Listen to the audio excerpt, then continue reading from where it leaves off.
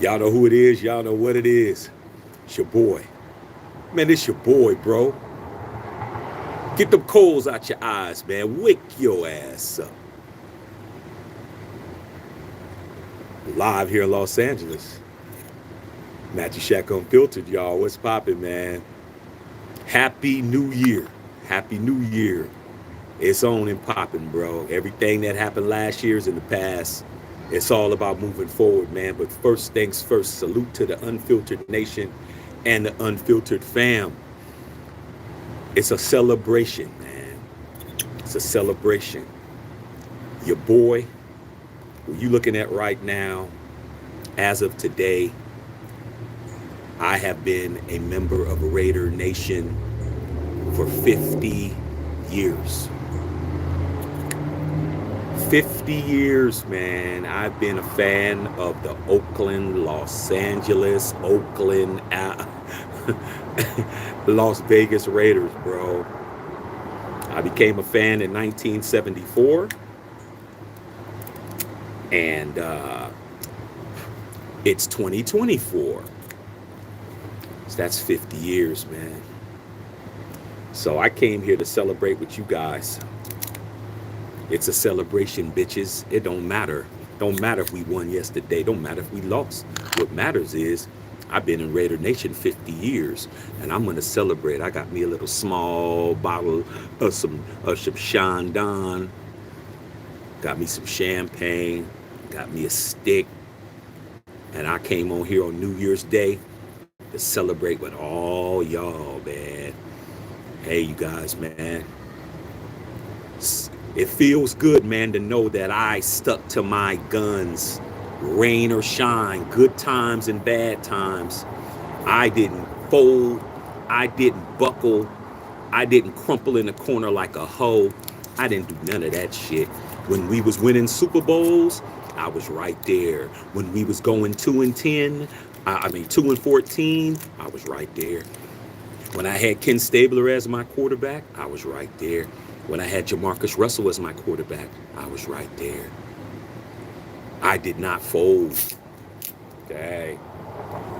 So I'm going to celebrate. All right. When I had John Madden as my coach, I didn't fold. When I had Josh McDaniels as my coach, I didn't fold. I'm very happy. Cheers to all. Just to let y'all know I'm drinking some real shit. Okay. I've been saving this.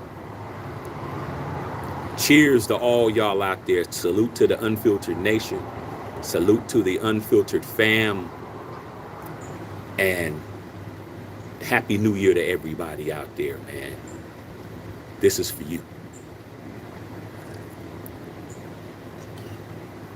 Ooh, champagne, baby. Champagne. So I came in, man, to let you guys want to ask me any questions.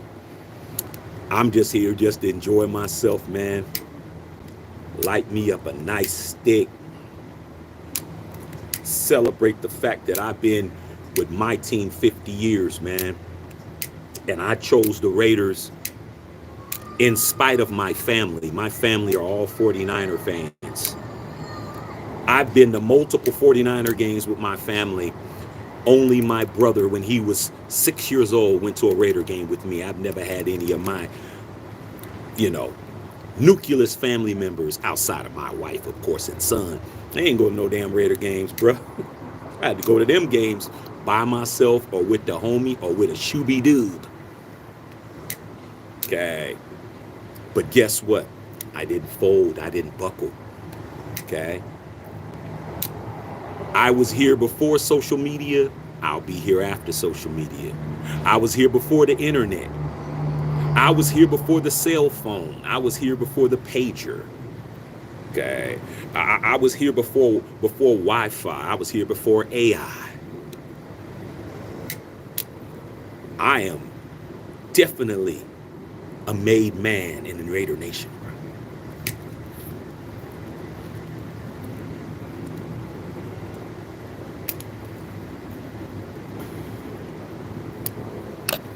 Thank you to Al Davis for giving me something to love and fight for. Thank you, dog. Even though you didn't create the Raiders, you made the Raiders into what they are today. You guys don't even understand what happened in them 50 years that I've been a fan of this team, man. You talk about me at the lowest points, actually getting in fist fights and actually putting my health and safety on the line over my team, dog. Those of us that's from the Bay Area, we know it's all real shit. Walking around with your shit on when the other team from San Francisco's winning Super Bowls and just having people just say crazy shit to you because you're a Raider fan, and then you got to go ahead and either tuck your tail or hit a motherfucker in the mouth. Y'all ain't never gonna have to go through that.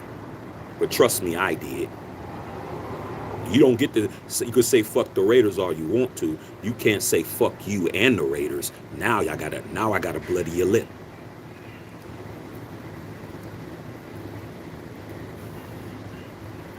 That's what it is. Okay. Don't think that I'm easy marked because I'm wearing the shield, bruh. I'm gonna show you better than I could tell you. That's just the lowest points. The best points is being able to walk around and tell everybody, fuck all y'all, we the world champions. That's my first one. That's my second one. That's my third one. For all you guys that's never experienced the Raiders being the world champions, that's why you need to subscribe to this channel, because I'm going to tell you how it feels. It ain't a one-time situation for me. What's this say right here? 3-time Super Bowl champion. That's me. I could tell you how it feels, what it looks like, what it don't look like, what the coaching's looking like, how the players are acting, what the atmosphere is, what the attitude is, what the vibe is. And I'm telling you right now, we lost yesterday against the Colts.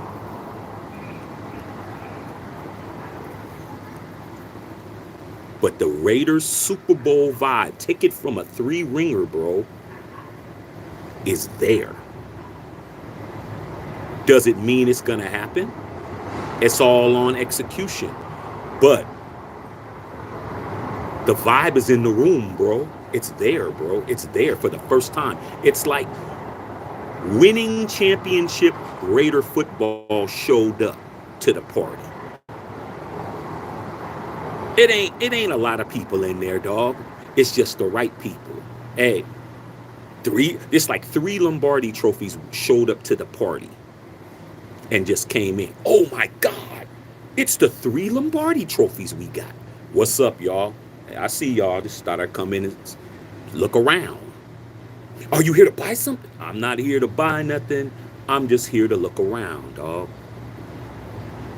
That's what's happening.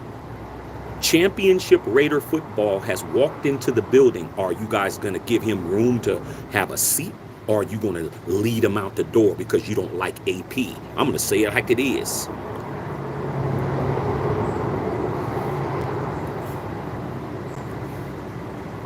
I'm going to say it like it is, bruh.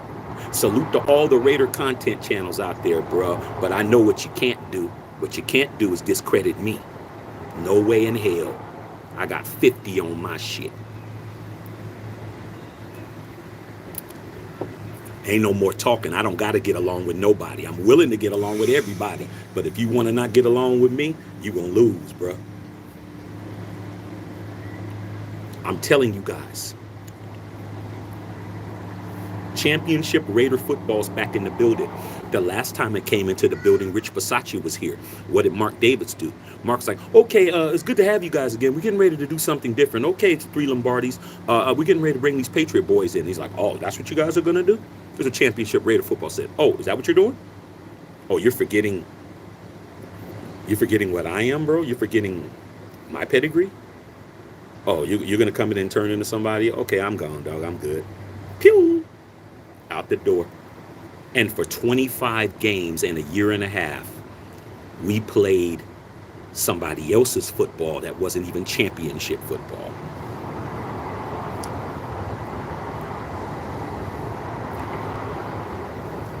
That's what it is. Okay? Now, Like I said, put your questions down, man. It's a celebration, bitches. I'm celebrating mine. But yesterday, after that loss, man, I saw more Raider fans talking more shit about Antonio Pierce. I'm like, they didn't say nothing when we beat the Chiefs, but they definitely don't want him, dog. Like, I'm trying to tell you, if you really want to see some haters of Antonio Pierce, go to this social media platform that's now known as X, but you know it's Twitter, and just put in Raiders, and you'll see Raider beat writers like Victor Tafur, him. You'll see Hondo Carpenter and all these people. And you're going to see all these Raider fans with Raider logos and Raider butt crack and Raider boogery nose and shit and Raider fat ass baby mama and all that. And you're going to see all the shit that they're saying, bro. They're talking shit. I mean, I saw the first one I saw when I was looking yesterday, because I want to know what the climate is. I'm not going to believe that everybody is down. I want to see what people are saying so I know what it is. When I walk out my house, I know there's haters. I want to know where you are, what you look like. I want to know what your position is. And nothing is going to let the rats and roaches out faster than some food and a fucking loss. Those are the two things that are going to let these roaches with Raider hats come out. You leave out some old moldy bread, they're going to come out. And you lose a football game, they're going to come out. And the first thing that I saw was somebody had a meme up, like a handmade one, not a good one. Somebody could, people know how to make good ones. This motherfucker just made one with a picture of Antonio Pierce, and it said, AP officially eliminated.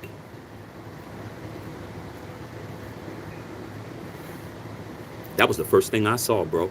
Then I read the caption. AP ain't it. He can go. Then I say, okay, that's one person. Scroll down some more. AP. See about 3 more posts. Here comes Jim Harbaugh. I'm like, what? Then I see another post. Yeah, we just need to move him over.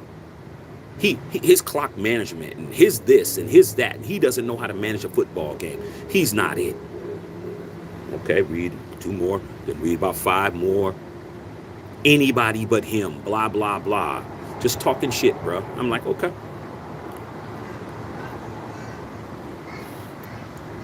No reason to get mad. No reason to get upset. People have a right to their opinion. But it's good to know who's standing next to you, dog. It's always good to know if the guy who's your homie, if he's really going to be down, if some shit fucking goes down, is he going to be the one to run, or is he going to be the one to square up? It's good to know that, dog, so you can do what you need to do. All right? Ain't no use of you getting your ass whooped. If he's running, you need to be running before he's running. Shit. Okay? Soft-ass Sammy ain't throwing no hands. Soft-ass Sammy was talking shit. You need to leave soft-ass Sammy there. Ain't that right, Shaq? Shaq? Shaq, where you at? I'm not getting my ass kicked for you, Sammy. Hey, good luck, homie. I know you ain't about that life. So a lot of these fans is mad, bro. They wanted the whole Josh McDaniels situation to work out. Because they don't want to be Raiders. They want to be liked at work. They want to be respected. They want to be, invited to the barbecue and all of that shit at their house. Okay, you're never going to be accepted if you're wearing this, bruh. You're not going to be accepted, bruh. You just have to be the renegade. You got to be the bad guy. Like Tony Montana said, say hello to the bad guy.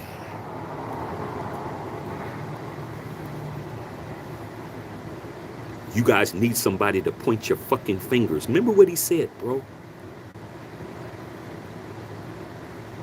I think Tony Montana was a fucking Raider fan, man, to be honest, dog.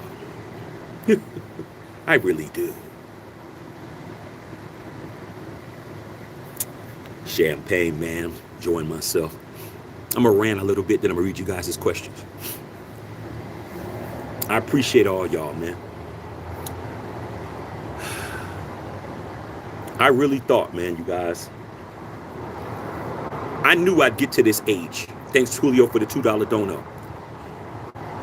I really thought when I got to this age, man, I thought I was gonna be like have like 10 Super Bowls, bro. When I was a kid, I'm like, man, I'm gonna be 10 Super Bowls, man, easy. And if I look at my trajectory from the time I became a fan in '74, my first year as a fan of the Raiders, just to let you guys know, I've said it ad nauseum. I came from a family of 49er fans that are still 49er fans, and it was just something about that silver and black that made me want to, start paying attention. Other kids telling me about it and stuff. But that first year that I became a fan of the Raiders, Ken Stabler won the NFL MVP. He won league MVP that year. Okay, he was the first year I became a Raider fan was the first time a Raider had ever been recognized as the MVP of the NFL. And like I said, it sounds very prestigious now, but at the time, you're a kid, you don't really have an idea of history. And we lost to the Steelers in the AFC Championship game, bro, who won the Super Bowl eventually. But my point is, from that time until my 10th year as a fan in the Raiders, I won 3 Super Bowls, bro. I won 3 Super Bowls actually in 6 years.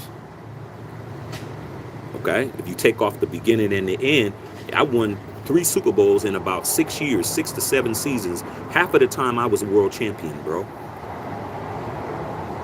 Half the time in my first 10 years, damn near, I was either in the hunt, came in second in the AFC behind the world champions twice, actually 3 times, and won 3 times.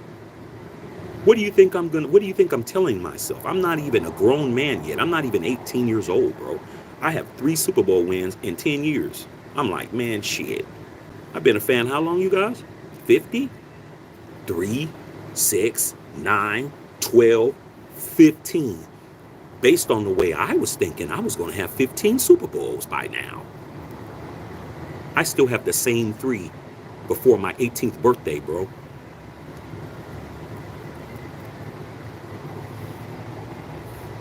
I haven't been 18 in a long time. I still have the same ones, and they're all on this beanie. Every one of them is on here, bro. I watched them. I was worried. I thought we might lose. I saw bad plays, and I saw us come through in the clutch. So what I'm trying to tell a lot of you younger guys, man, that next one we get is going to be the best one we ever had.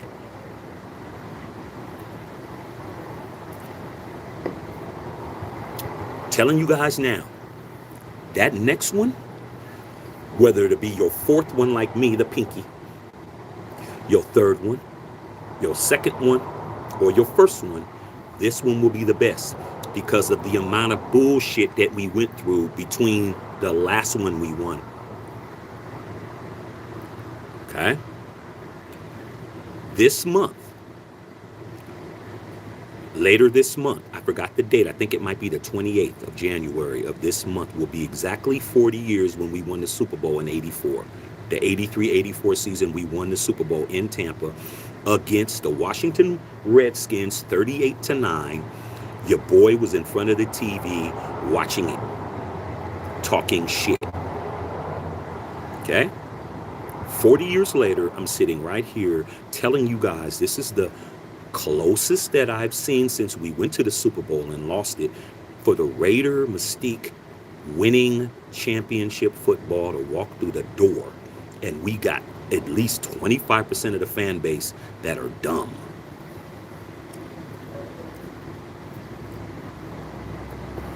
And you know what? I don't care. I'm going to be selfish. And if I was you, I would be selfish too. Be selfish. Tell yourself you're not letting nobody get yourself in the way of a Super Bowl victory. I really don't care who's the quarterback. A lot of y'all cared about who's the quarterback. Anybody but DC. Now it's anybody but AP. It's like, dude, I don't care, bro. I've seen everybody that I've seen between Stabler to AOC. Any quarterback that ever played for the Raiders, from Ken Stabler to AOC, I've seen them all. Not married to nobody that didn't win me anything. Okay? The only two that I have to keep is Stabler and Jim Plunkett. I don't have to keep all the other ones. It don't matter who you name. I'm good. All right, but I'm telling you, it's time for you to be selfish with this fan base. Why do you care who the coach is? Just be happy whoever's going to get you something. But no, these guys want a certain person to be the person that they follow. And that's what it is. It's not just win baby with everybody in the fan base. It's not just win baby. It's not. It's just win the way I want baby. Because when people tell me, Shaq, as long as Derek Carr's a quarterback, I'm cool as long as hey, dog, you don't have to make an announcement to leave the nation. Just leave, bro. You didn't make an announcement when you showed up. Unless you're older than me. I didn't know you was around. And most of the people that are walking around blind to the facts are the people who are younger than me. They haven't seen the Raiders win anything. So all you younger cats or people who, even you old senile members of the nation, don't come over to me telling me you leaving or you don't agree or whatever. That you could say you don't agree, but don't tell me I'm wrong, bro. I'm gonna be selfish. I want my championship, bro. I'm sick of sitting around here not winning shit. I'm tired of that. I'm done with that shit. I don't care who it is. It could be AOC. It could be Jalen Daniels. It could be whoever the hell. I don't care, bro. But I know without AP, we're not even in this position. Somebody has to be a Raider. Somebody has to lead the team and actually be a part of the team. Y'all keep bringing all these other people, bringing all these strangers in and shit. Now, Jim Harbaugh's a Raider. Let's keep it $150. Jim Harbaugh's a Raider. His first job when he retired, he was a quarterbacks coach Al Davis hired. Okay, but Jim Harbaugh has a big ass money deal on the table with Michigan. He can make $14 million where he is now. Marcus not paying him $14 million. And I don't think Jim Harbaugh's going to be able to come in here and do what AP's doing. Give AP a short-term deal, see what happens. You can get him later. John Gruden, he's still suing the NFL. I think the game has left Gruden behind. Based on what I saw for 4 years, I didn't see what I'm seeing now. I'm not saying I didn't see that at all. Rich Bisaccia, he's been relegated to being a special teams coach. He's not even getting interviews from anybody. They think that he's just a good motivator and that's it. That's what it is.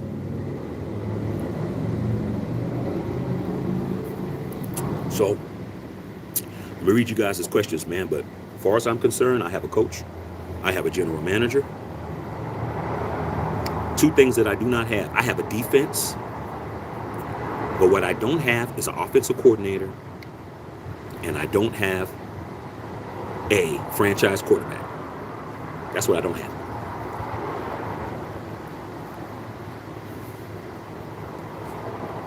Read you guys' questions, see what's popping, man. But it's a celebration, bitches. 50, baby. Beat that. 3 of these.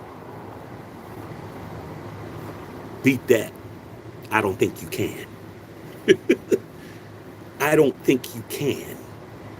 Okay? You either can match me or you can't. All right.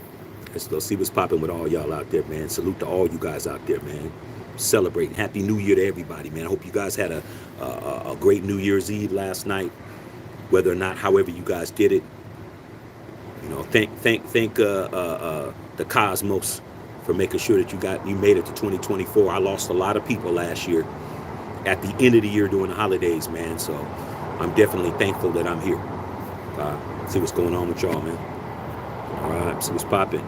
Prado and Son, what's going on, Prado and Son? Freedom first. Little Pee Wee, what's up, man? Salute. Hey, Pee Wee, that was a good win you guys your Chiefs put off yesterday, man. I thought you guys was gonna wet the bed on that, dog. But y'all handled your business on that one. Jose, man, happy New Year, man, to all. Little Pee Wee, happy New Year, all. No Raider guy, what's going on, bro? You know what it is. You know how we do it, man. Make sure you guys go picking up the merch. All y'all need to just pick up something, man, just because it's the new year, and celebrate Matthew Shack Unfiltered, man. 50 years in your team, in your fan base, bro, and in the NFL, period. Matter of fact, I was an NFL fan longer than I was a Raider fan, Josie. Because I was going to games as a kid with 49ers. I was just there. I was like, okay, well, I don't, it's good they winning, but I didn't feel like I was one of them. I was just with my family. So, you came to the right place. Okay. Chris Leonard, man, what's happening, man? Happy New Year, all y'all, man. Okay. You need a 50th anniversary shirt, Shaq. Hey, you know what, dog? That's a good idea. That's a good idea, dog. Let me get the design team together, man. You get the design team together, see if we can make that happen, bro. That's a good idea.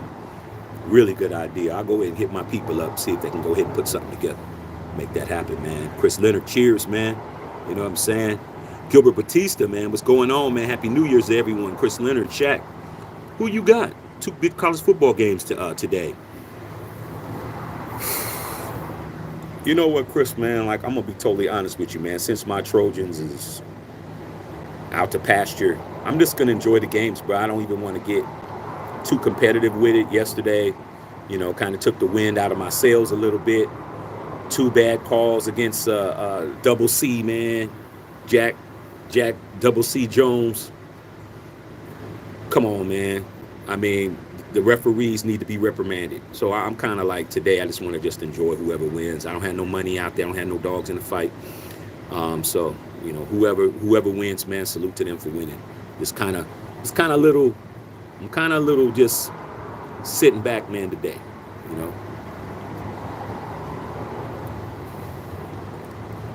Good cigar, good people, good day, good champagne. Got the Sean Don going on, the Moet.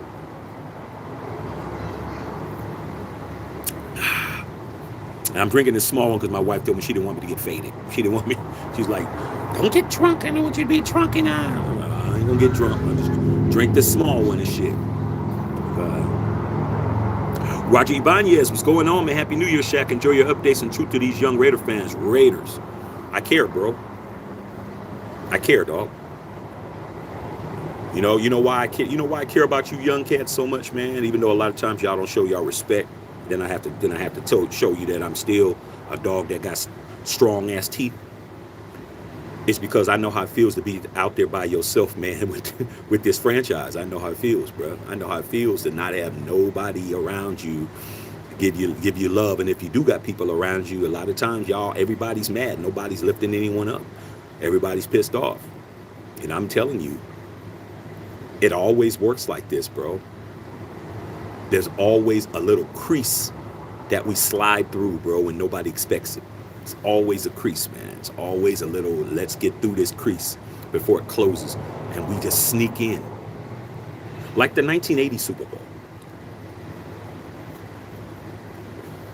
Well, we won the 1980 Super Bowl against the Eagles.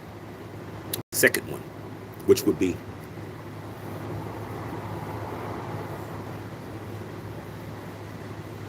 this one. Let me tell you about this one right here. This one, we became the first wild card team to ever win a Super Bowl. That means we snuck in the playoffs. There had been no other team that ever was a wild card, which means a favorite. We barely got in. And we got in them playoffs, and we had to play every playoff game. We had to play the wild card game. We had to play 3 games to get to the Super Bowl. We had to play the wild card game. We won that. Then we had to play the divisional game. Then we won that. Then we had to play the AFC Championship game. Then we won that. Then we played the Super Bowl. Then we won that. No team, now, Steelers did it later on. I think 2 other teams have done it. But at that time, no team had ever took the long road to a Super Bowl win. No team ever won 3 playoff games and a Super Bowl, which is a playoff game, and became the champions by just barely getting in the playoffs, bro. We weren't playing well back then. We weren't playing well. We were playing okay.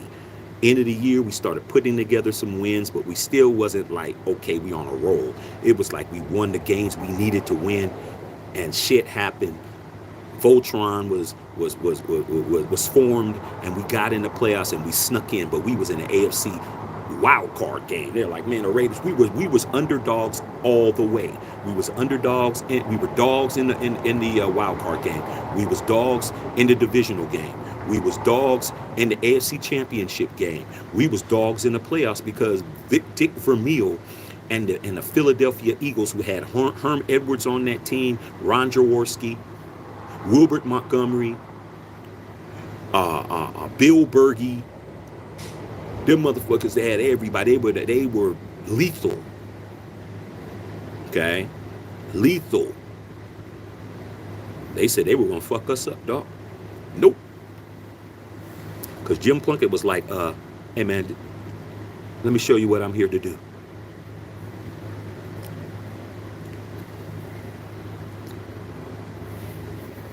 Won that Super Bowl, man, everybody was shocked. And we were suing the NFL at that time. That's another reason why. The Raiders are the only team that were actively suing the NFL and won a Super Bowl while we were suing the NFL at the same time.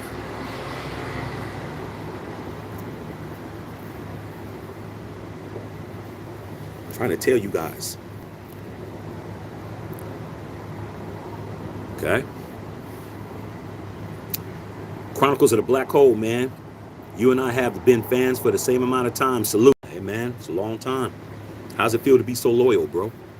How's it feel to know that you are solid? You solid. Your yeses is yeses and your no's is no's, homie.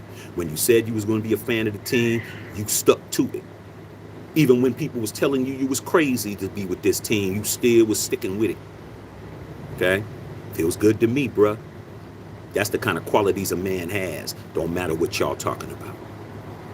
Hey, dude, if you like Big Shirley, fuck with Big Shirley. So this is what it is, man. Man up. That's who you like. Fuck everybody. That's your girl. Okay. When you fly on a plane, you might have to book all 3 seats so she could sit in 2 of them, but that's your girl. Claim her.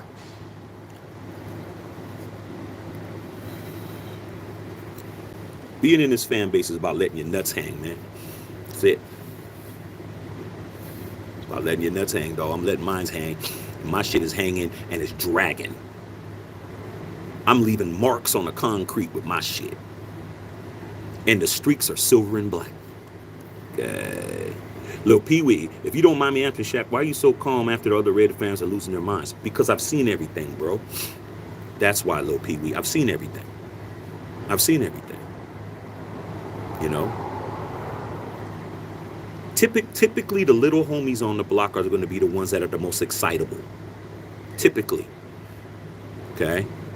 If some shit is going down, you're going to see the younger homies are going to be overreacting. They're going to be doing too much.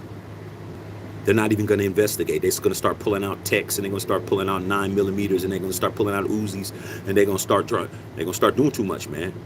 Like, whoa, see what's popping.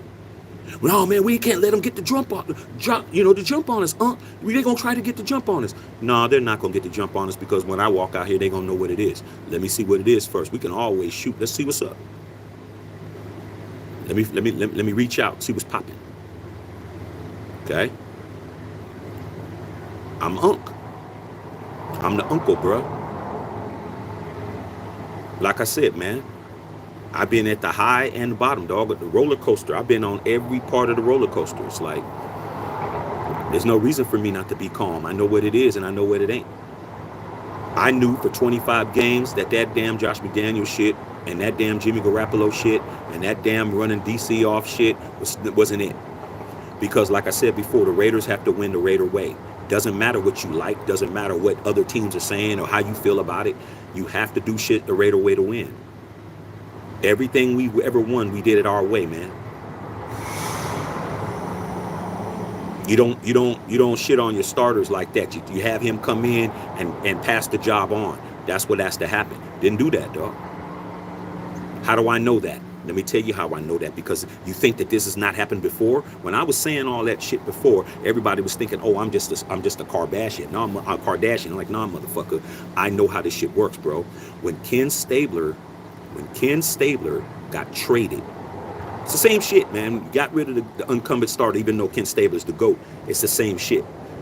He started for 10 years. He only won us one Super Bowl. Back during that time, there were certain people in Raider Nation, hard to believe, that was saying Stabler should have won us more championships. He only won one. He became the starter in 69. Okay? He only won in 76. He came in second 4 or 5 times. A lot of people in the Raider Nation, we weren't even called Raider Nation at that time. We were called Raider fans. We didn't become Raider Nation until 95. Okay? We're doubting Stabler. We're doubting him. How come Terry Bradshaw can win 4 Super Bowls and we can't get over the hump? What's wrong with Stabler? Nothing's wrong with Stabler, bro. Nothing. We didn't execute in certain times. Certain shit didn't happen.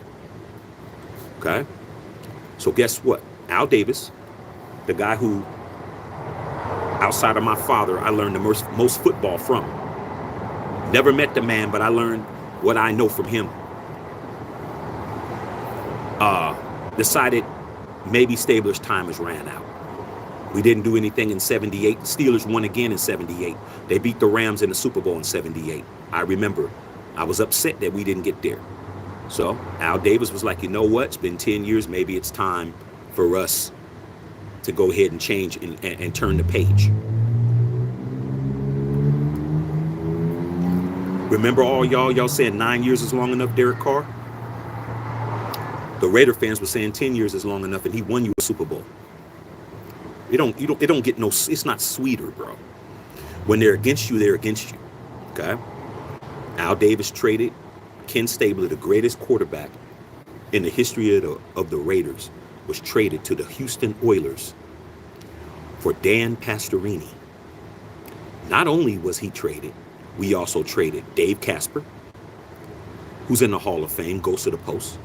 And we also traded Jack Tatum, the most vicious hitter in the history of the NFL. We traded 3 all-time Raiders for Dan Pastorini, a guy who you've never heard of if you're not at least 40 plus. You've never even heard of that guy unless you're in a certain age group. You don't even know who the fuck that is. I'm like, what in the hell is going on? I'm in middle school. I'm like, what in the hell is going on? Okay? Guess what? Dan Pastorini comes in. Plays like absolute shit. Sounds familiar. Sounds familiar. Dan Pastorini was a good quarterback. He played with Houston Oilers with Earl Campbell. You remember Earl Campbell, the beast. They lost in the AFC Championship game the year before to the Steelers in 79 when the Steelers won again. I was watching that game. Okay? And what's funny about that is that Dan Pastorini and the Houston Oilers played in Pittsburgh in the rain. A lot of us remember that. And they had a wide receiver, and guess what his last name was? Renfro. Mike Renfro. Not related to Hunter, but he even had a Renfro on his team. Just to let you guys know how much I'm a historian. Renfro, no W. Traded him. He came over to Raiders and stunk that bitch up. But Al Davis was checking the waiver wire one day, and he saw that the San Francisco 49ers and Bill Walsh, who had just drafted a quarterback by the name of Joe Montana, as a rookie, decided to cut a Bay Area legend by the name of Jim Plunkett. Now, Jim Plunkett, I've told this story before, he grew up in my neighborhood. He's older than me, but I know his mother and his father, Mr. and Mrs. Plunkett, lived in our neighborhood. We go there and get You know, they were both legally blind. Mr. and Mrs. Plunkett were legally blind. They lived in our neighborhood. Jim Plunkett's older sister took care of their parents. And he grew up in our neighborhood, but he's older than me. He's considerably older than me. So he played football at a rival high school, my rival high school. He went to Stanford, won the Heisman Trophy. Got drafted by the New England Patriots, 71.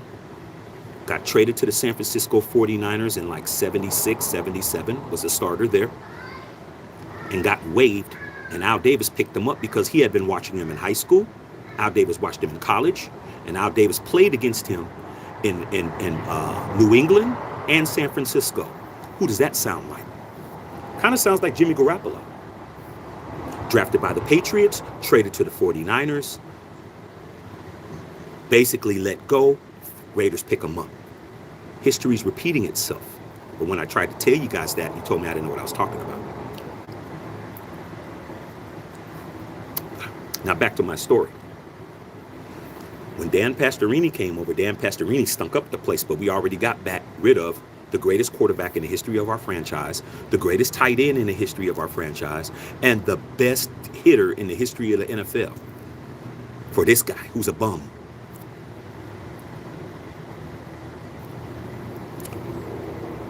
Al Davis benched Dan Pastorini. Matter of fact, he didn't bench him. Dan Pastorini got hurt. They put in Jim Plunkett. Jim Plunkett went in there and started balling. The next year, we win a Super Bowl. When he became the starter, we won a Super Bowl. Why am I telling you guys all of this? It's the same thing that's going on right now. It's the same shit that's going on right now. I've seen it before. Right? And the last thing I'm going to say before I read the next question. During that time, we had a coaching change. Between 79 and 80, we had a coaching change. Actually, it's between 78 and 80. John Madden retired. John Madden decided to retire. He had been a coach since, 68, 69 season, and he didn't like to fly. That's why he rode the Madden Cruiser. He hated flying, bro. And the reason why he hated flying is because when he was at Cal Poly, University of San Luis Obispo up there, he was on the team. He was on the football team, and he was injured or sick, and he decided to not get on a plane and go to a away game. And everybody on his team died in a plane crash. Everybody was killed, and he was the only person that survived. All the coaches, all the players, everybody died. Go look it up, dog. And he said, I'm not riding on planes no more. Divine intervention, he wasn't on that plane. Nobody survived the crash. So when he was in the NFL and he had to fly, he had anxiety. It just got to the point where he just couldn't do it no more. So he said, I can't do it no more. I'm done. But there was a guy on the team who was assistant, whose name was Tom Flores. So when Tom Flores became the coach, there was a quarterback change. Sound familiar? I think it does. I think it sounds like AP and AOC right now. So quarterback. There was a quarterback change and a coach change, head coach change at the same time. Same shit. First year, didn't do shit. Second year, won the Super Bowl. As of right now, first year didn't do shit. Will we win the Super Bowl next year? Hey, dude, I'm seeing 1, 2, 3. It's 1, 2, 3, 4 Super Bowl, and I'm seeing 1, 2, 3. That's just me, bro. I'm seeing 3 out of 4 right now. While you guys are complaining and bitching, I'm seeing a pattern that I've seen before. Just trying to help y'all. Okay. Chris Leonard, Chronicles of Black Hole. We're here since the 8-track. Yeah, dog. They don't know what no damn 8-track is, bruh. 8-track didn't even have no damn rewind. You just had to keep, it had programs. Okay. Chronicle, you know that, Cron. It had programs. It had program 1, program 2, program 3, program 4. You had to click the program, it would just jump around randomly and shit. You couldn't, you had to go all the way around and shit. They don't know. But we're old, though. We're old. No, it ain't that we're old, motherfucker. You just ain't accomplished nothing in your lifespan. They slice you open, they slice us open. We're a lot younger than you. You'd have been the one that's been stressing your whole life over the Raiders, and we haven't. Okay, little Pee Wee. Okay. Orlando, what's going on, man? Poppin', man. Happy New Year, big dog. Egalitarian, what's going on, man? Bishop. What's up, Bishop? Salute to you, Bishop, man. Happy New Year, brother. How you doing? Okay. You guys are talking about the Ravens and Niners. Hey, man, my wife in here just waiting it out. She's won a Super Bowl since we've been together, dog. She ain't like me, bro. I've seen my wife win. Shit. She's just like, yeah. That's all she does. She ain't all. She's like, yeah, we about to show y'all what it is. Ravens dismantled the damn Dolphins. And the Ravens, hey, Raiders is out. It's all about the Ravens over here now, bro. That's what it is.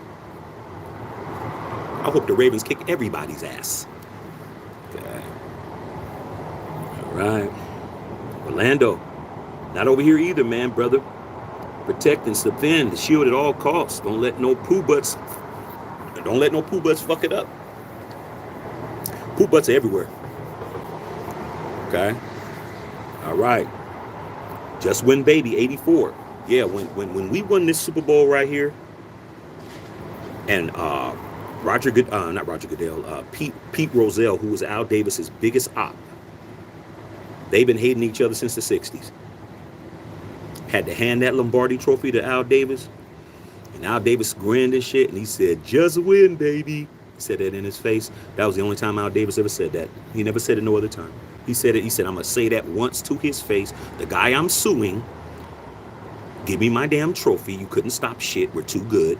We were the most penalized team in football. Y'all did everything in the power. All you guys complaining about bad calls and all of that. That call against Jack Jones was bullshit. He was not offsides. His timing was impeccable. They couldn't let that happen. They wanted to make him pay. They gave him a fucked up pass interference penalty. How's it a pass interference penalty when you caught the football and I pushed you out of bounds, bro? How's that, dog? You weren't in bounds. I can hit you. This bullshit. But we won anyway. Little Pee Wee. Talking to on the Raider guy. See, Carrera, man, even realized that later in the day, you said that you still 3 points covering, man. Thank you, Raiders. AP still my coach. Yeah, man, it is what it is. We still cover it, but you know, hey, man, like I said, man, there's more than one ways to win. If you're gambling and you understand spreads and shit, you can win you some money. Okay. All right, Bishop, you right. We the hands, we rep every day. Yeah. We the diehards that rep every day.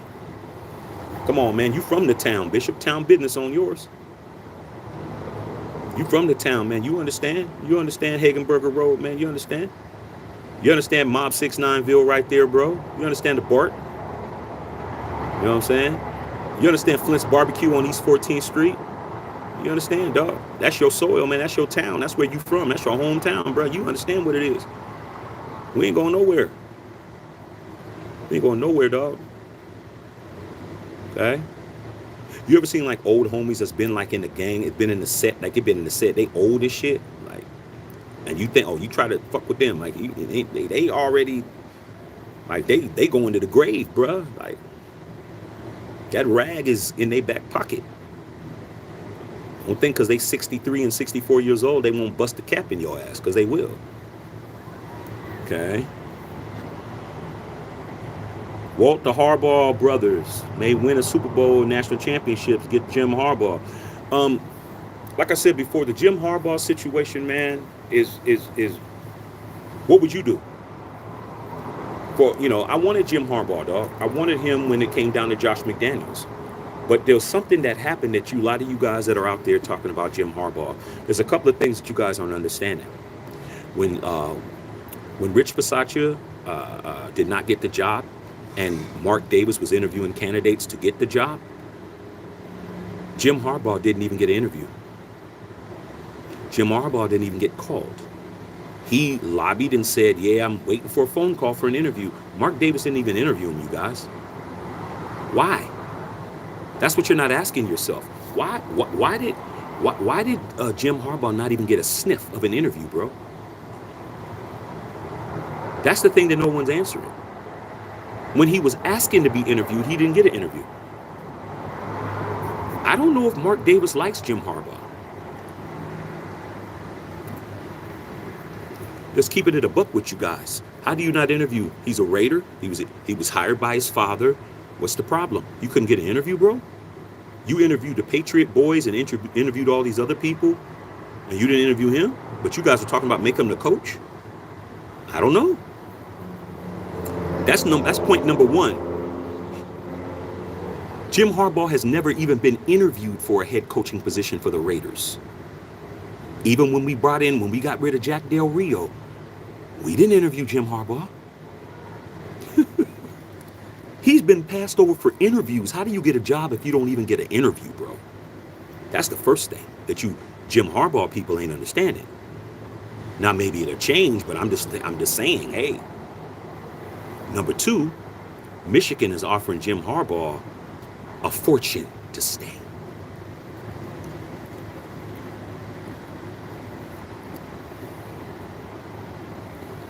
Even though he got suspended for the last 3 games of the season, they just offered him a 10-year, $143 million deal. You think Mark Davis is going to pay him $14 million a year? I don't think so. Plus, Michigan also said in that deal there's going to be a clause that he can't leave to go to the NFL for at least 1 year. So even if he did that and decided to come to the Raiders, he wouldn't be able to go next year. I'm not giving up $4.3 million to come play for coach the Raiders. I'm not. If I'm Jim Harbaugh, I'm just going to wait until you really want me and let somebody else be there while I collect this bag. See, Carrera, man, even with AOC yesterday, we lost by field goal. Mic drop. With no offense, bro. Let's think if we had a little bit of an offense. Yeah, AOC started getting it going, but damn, it was late in the game. I noticed that AOC plays better, man, when we're playing in a 2-minute offense. When we're playing in a tempo-based offense, he plays better. But Bo Hardegree he's by far the worst offensive coordinator we've had. Josh McDaniels calls better plays than him, and so does Mick Lombardi. He is absolutely horrible. He's horrible. The problem with Josh McDaniels' play calling is that Josh McDaniels is stubborn. It wasn't that he just was doing stupid shit. Mick Lombardi, that one game he coached, he looked better than Josh McDaniels, but shit, the other games he didn't. And then you're looking at Bo Hardegree. Bo Hardegree just doesn't know how to call a game at all. You got 3 third and ones, and you pass the ball on every one. And then on the last one, you do a shotgun formation and do a draw play to Zeus when he has to run 3.5 yards to get to the line of scrimmage. You stay under center, man, and you do a formation like that, man. You have a lead blocker, or at least do a counter and get him up the field, man. Give him the ball a yard away from the line to gain. He didn't do that. Bo Hardegree just doing whatever. Horrible. I know Redigan says he don't want Harbaugh. I just explained to you what's up with Harbaugh. I don't know if he's going to get an interview. Don't be surprised if he doesn't get one. YD, man, Happy New Year, Big Pimpin'. Got a huge, massive contract. Contract is humongous, bro. Humongous. Okay, Lil Pee-wee, El Shaq. How do you like your chances against Denver? It's a Jared Shittum revenge game. How's it a revenge when Jared Shittum did what he wanted to do? He left us, bruh. Josh McDaniels gave him the starting job on a platter. He said, I don't want to play for Josh McDaniels. I'm going to go over and play with Sean Payton. I'm not worried about Jared Shittum.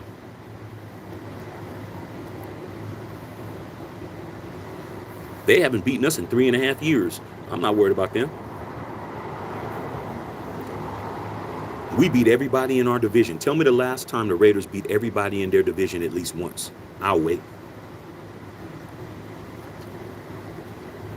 Can't nobody in our division say we didn't put our foot in their ass. I'm not worried about Jared Shittum, dog. He played okay yesterday. I think we're going to play good. I just think that offense, man, I just think the offense is dead, man. Talking to Walt, Mark didn't even call him, and even if he came, didn't do anything besides start over again.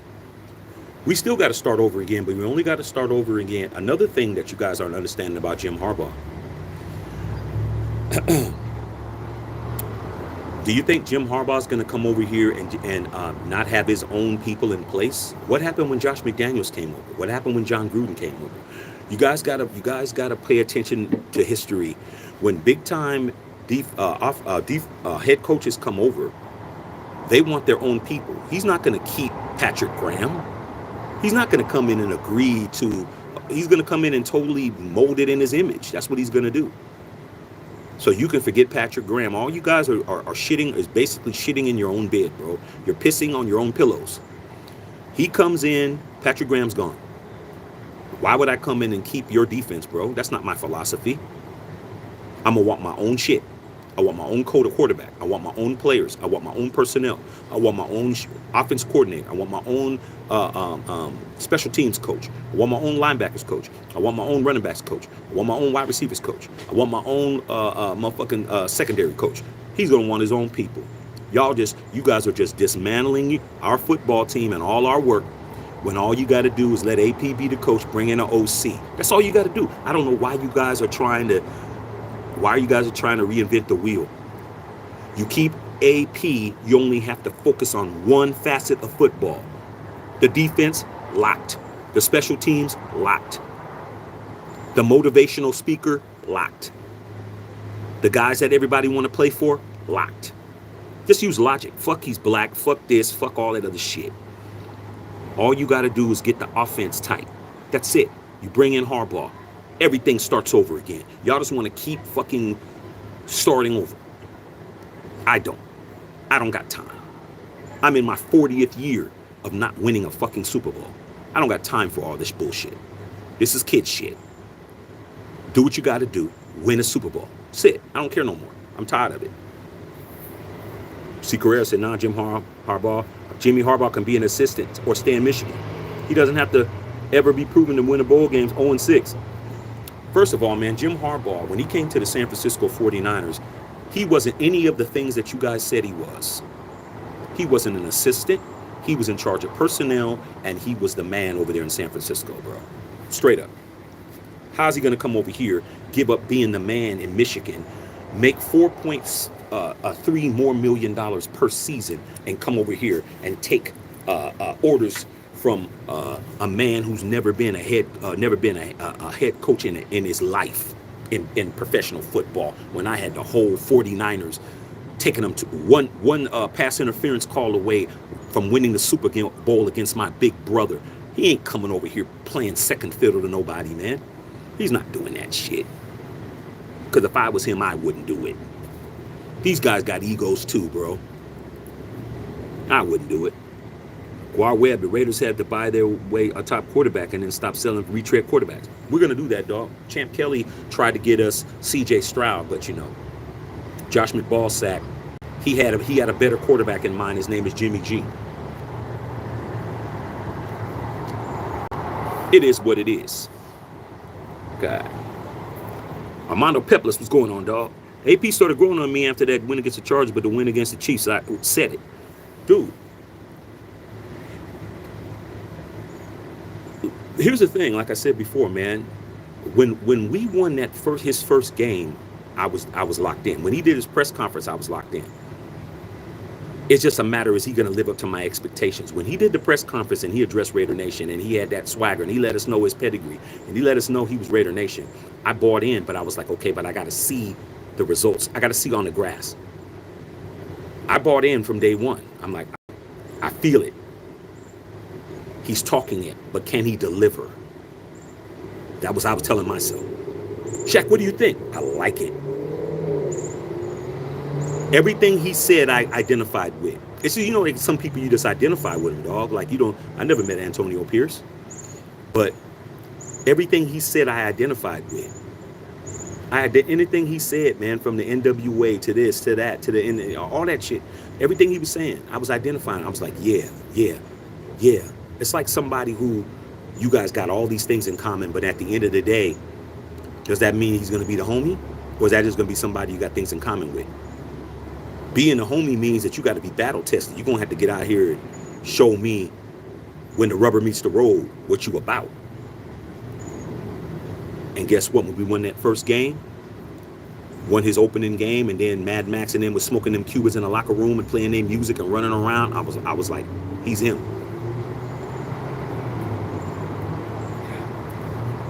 He's him, bro. He's him. I was saying at least he's him to give opportunity. He done surpassed that, bro. How much more does he need to do? We've had 4 head coaches. Only 2 coaches have beaten the Kansas City Chiefs, and 4 coaches we've had in the past 4 to 5 years. He's one of them. How's he not going to be the coach? Versace didn't do it, and he should have been the coach. Okay? Josh McDaniels didn't do it, and he was the coach. John Gruden did it, and he's not the coach. I saw this today, AP, and Armando Peplis. I saw this. They said, Sports Illustrated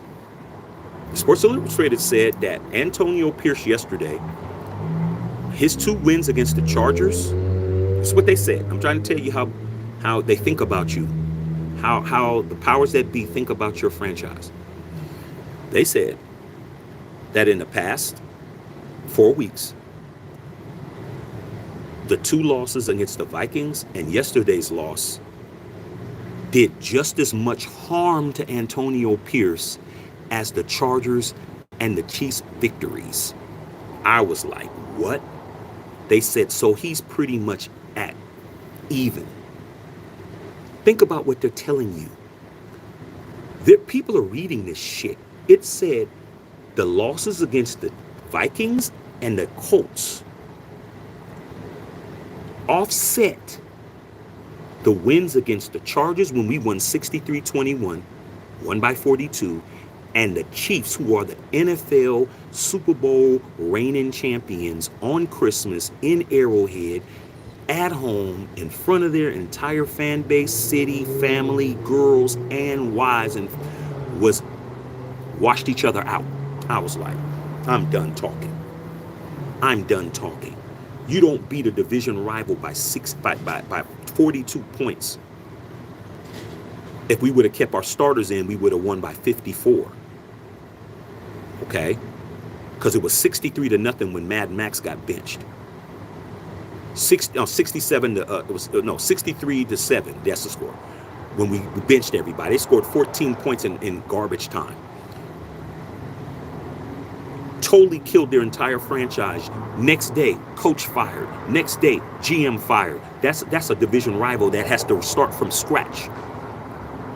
And then having Patrick Mahomes crying on the sidelines like a bitch, Travis Kelce throwing his helmet like a little girl, and us winning like that with no offensive production. You're telling me yesterday's loss and a loss against the damn Vikings offset that? Nah, somebody's capped, and it ain't me.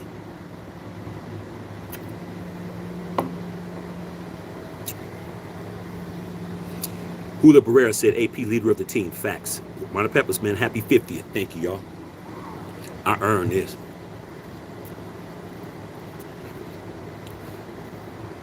Okay. I earned this. I'm gonna be throwing that 5-0 around all year. Ain't gonna be no other Raider content creators who's gonna be able to fuck with me when it comes to being here the longest and knowing what it is. I got 5-0 on mine, baby. Okay, Lil Pee Wee, yo Shaq. What are your thoughts on some of the Raiders fans saying they don't want AP as head coach?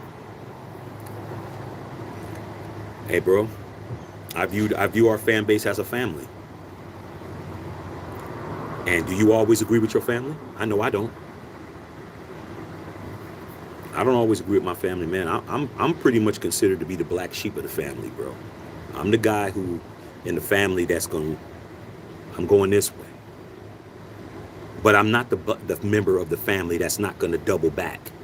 Like I'm going this way, but I'm coming back, see what's popping. That's me. I'm not I'm going this way and then I forget about the family. No, I'm going this way, but I'm gonna come back and see what's popping. But I'm carrying my black, my black wolves on my back. So I look at all these people that don't agree, man. Like I said before, I went all the way back to the 70s and told you what was happening back there. So always going to be people that don't agree with you and your fan base. But at the end of the day, now that we have social media, back then we only had the newspapers and the news. We didn't even have ESPN. ESPN didn't come into existence till 79. I was a fan in 74. So 74, 75, 76, 77, 78. We didn't have all of that. And then we didn't have a way for everybody to know everyone's opinions. Now everybody has broadcast ability, do a video, do a post, do this. Everybody's opinion can be heard by everybody. Not everybody's down, bro. It is what it is. That's why I said I'm going to be selfish. I'm not going to worry about what y'all want. Y'all had y'all chance. I had to go through it. I had to go with it. My turn. All you can do is hope it doesn't work. Pray for your own team's downfall. So that's how I feel about it, bro. Why would I worry about it? I have the same amount of rings regardless. I have the same amount. I'm still sitting on 3, and there's only 3 you can have. So regardless, whatever y'all want or don't want, don't mean shit to me. Michael Penix Jr., I'll take him. Underrated guy. Majority AP haters don't want a brother to be the HC. They always say the same thing when first take, man. I know. Twitter's the worst, bro. Twitter will tell you. They'll make it clear. Somebody said on there, dog, of course they're not going to put their picture, not going to put their real name. They said, I don't want Suge Knight to be the coach of my team, quote unquote.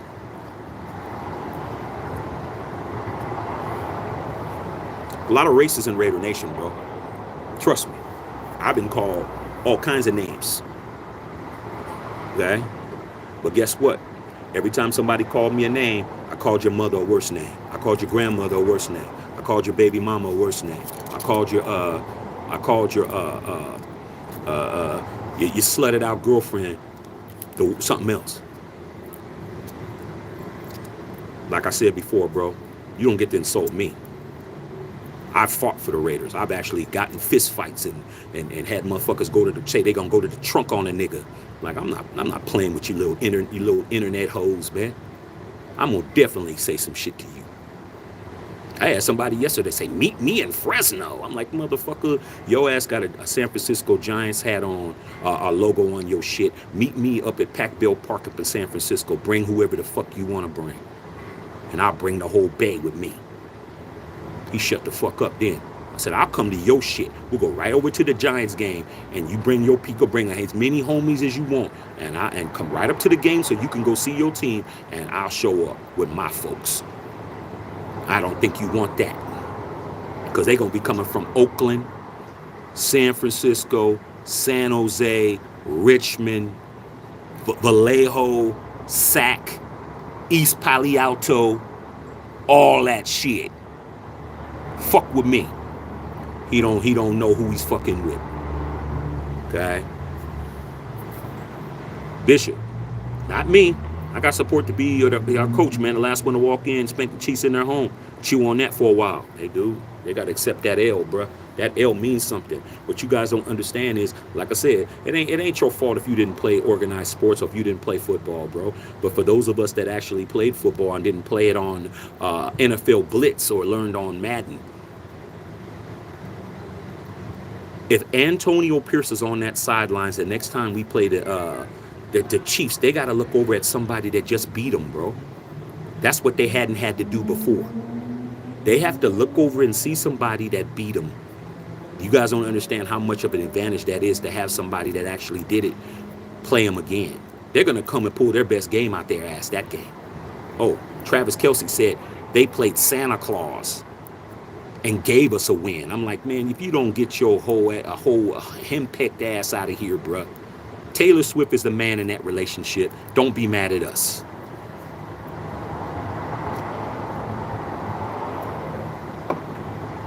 Yeah, I can see why my wife told me don't drink the big bottle, because I'm already talking shit.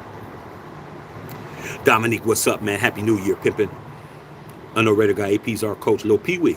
Like I said before, Shaq, here for the L party. Chiefs took a loss to the Raiders in Christmas, and I appreciate that, dog. But you know what I'm saying, man? They ain't gonna do L party is that's only bragging rights. You guys won the division. You guys are in the playoffs, and you're playing with house money right now. Does Andy Reid rest people, or does he keep you guys sharp? You guys are in the catbird seat, man. I'm not in the catbird seat, bro. At next week's game, my season is over. I got to start rooting for other teams. I'm no Raider guy. Okay. Long Raider. AP is a leader of men. A lot of these people ain't never had a leader. They never know how it felt to follow another man that actually had leadership qualities. They didn't have leadership qualities in their household where they grew up at.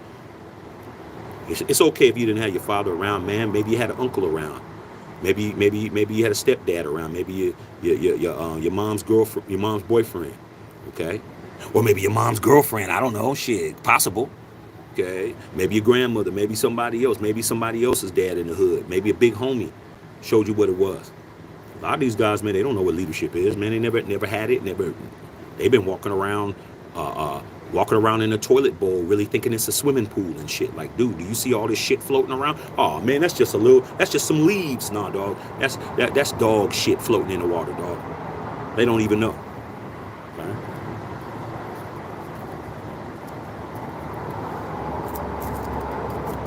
I'm killing this cigar, man. Let me pause and let me pause a little bit.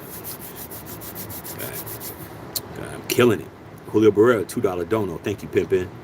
Lil Pee Wee, Josh and Dave definitely came in to destroy, and they did their job, bro. And they did their job, man. I come from an era of tough love. A lot of times it gets me in trouble with my wife, man, because my wife be saying, "Why you got to be so hard all the time?" I'm like, "Hey, man, if me nurturing you and me telling you and talking to you and trying to, be a very nice person to try to get you to understand some shit, and you keep fucking taking that kindness for weakness, then it's time for me to change tactics. Like, okay, whatever the fuck happens, now you fucked up, and I have to do that with everybody. Like, you only could talk so much. There's only so much niceness you can do, because some, nice approach don't work with some motherfuckers. Like, you can't be nice to everybody. Okay? And these people, man, they're gonna have to learn the hard way.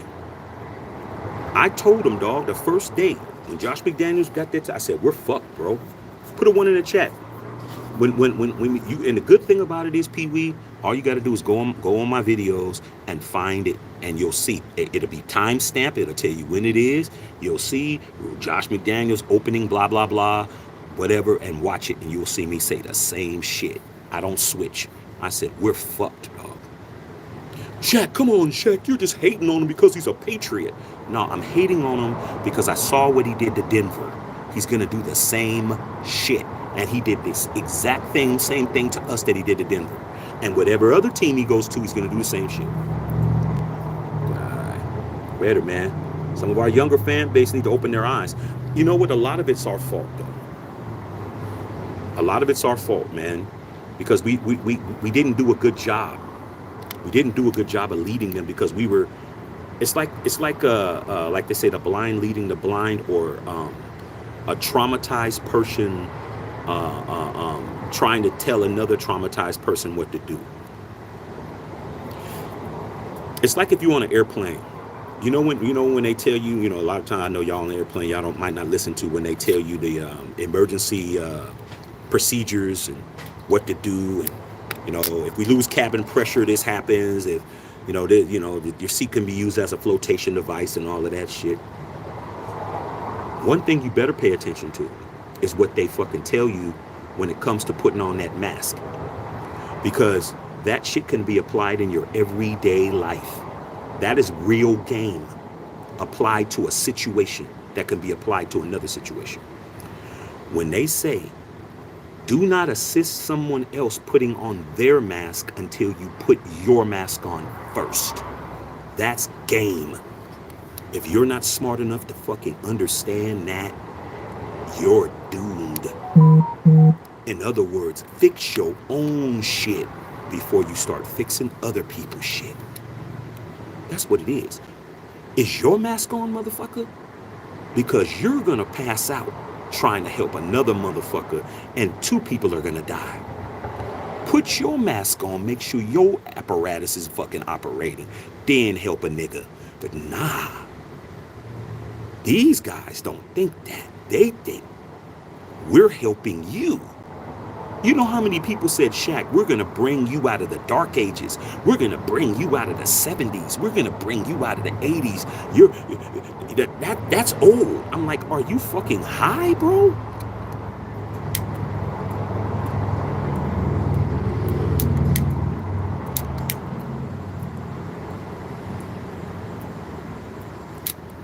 Since when does winning Super Bowls get old? If you haven't won a Super Bowl in 40 years, bro, how the fuck are you gonna tell me? You ain't never seen nothing.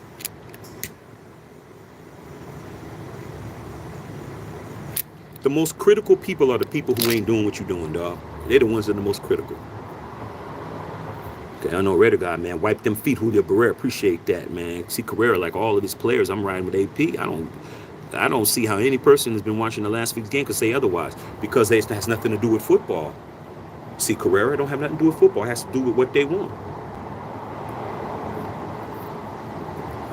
If it was really about the Shield, there'd be no discussion. It's not about the Shield. It's not.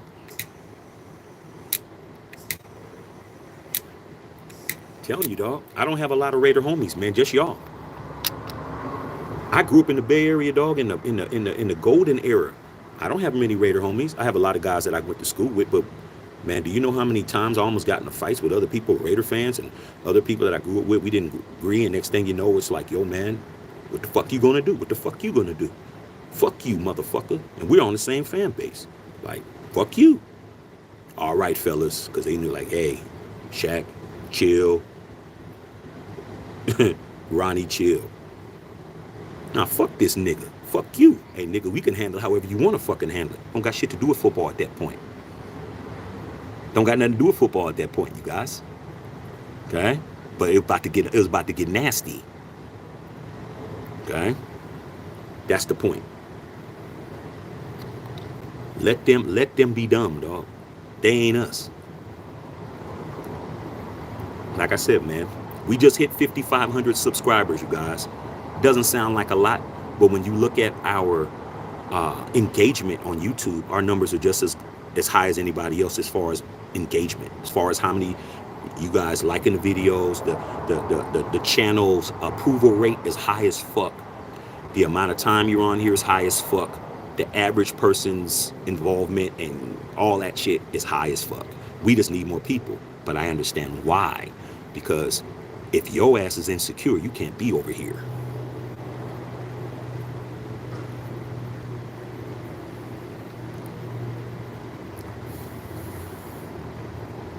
If you're a wine drinker, you can't be over here motherfucking hitting shots with us, bruh. Like, I drink alcohol too. What you drink? Oh man, I like Merlot, and we like Merlot too. But right now, we're hitting these motherfucking Jameson shots and shit. I don't know if you want to be over here. Oh, you just trying to hate. I can't stand Shaq. Motherfucker, we're drinking Jameson shots. I'm just trying to save you from yourself. That's all. We're not sipping on motherfucking Moscato over here. That's all. It's not for everybody, bro. That's the link for the merch, man. Make it happen. William Stevenson, congratulations. Thank you, my brother. Appreciate you. Okay. Pee-wee, better to have 3 Super Bowls than 0 like the Chargers. Ain't that right, Shaq? Yeah, dog. Let me tell you something about that real quick, Pee-wee. 2 years ago, the Raiders had the draft, hosted the draft in Las Vegas. I'm telling you, you guys, the next time Vegas has the draft, you better go. It was so fucking lit. Everybody was there, dog. It was lit. It should be in Vegas every year, but it won't be. It was so fucking off the hook, bro. It was dope. They stopped. They closed down the whole strip, and it was just NFL everything, bro, and the draft and all that. It was off the fucking chain, bro. I'm like, this shit is beautiful. So I'm walking. I'm doing a live, and it's another thing. You guys can see it because it's up. I'm doing a live with you guys, walking around, showing you guys what's up, da da da. And I was talking to a bunch of fans from different teams because every team was there. Every team, even Lions fans, everybody was there, bro. Every fan base. It's Vegas. It's Vegas, bro. So I was walking, and I was actually talking about certain fan bases. I was like, yeah, certain fan bases, they walking around here acting like they won Super Bowls. And I was actually talking about a Vikings fan that was walking kind of across because he was looking at me kind of rolling his eyes and shit.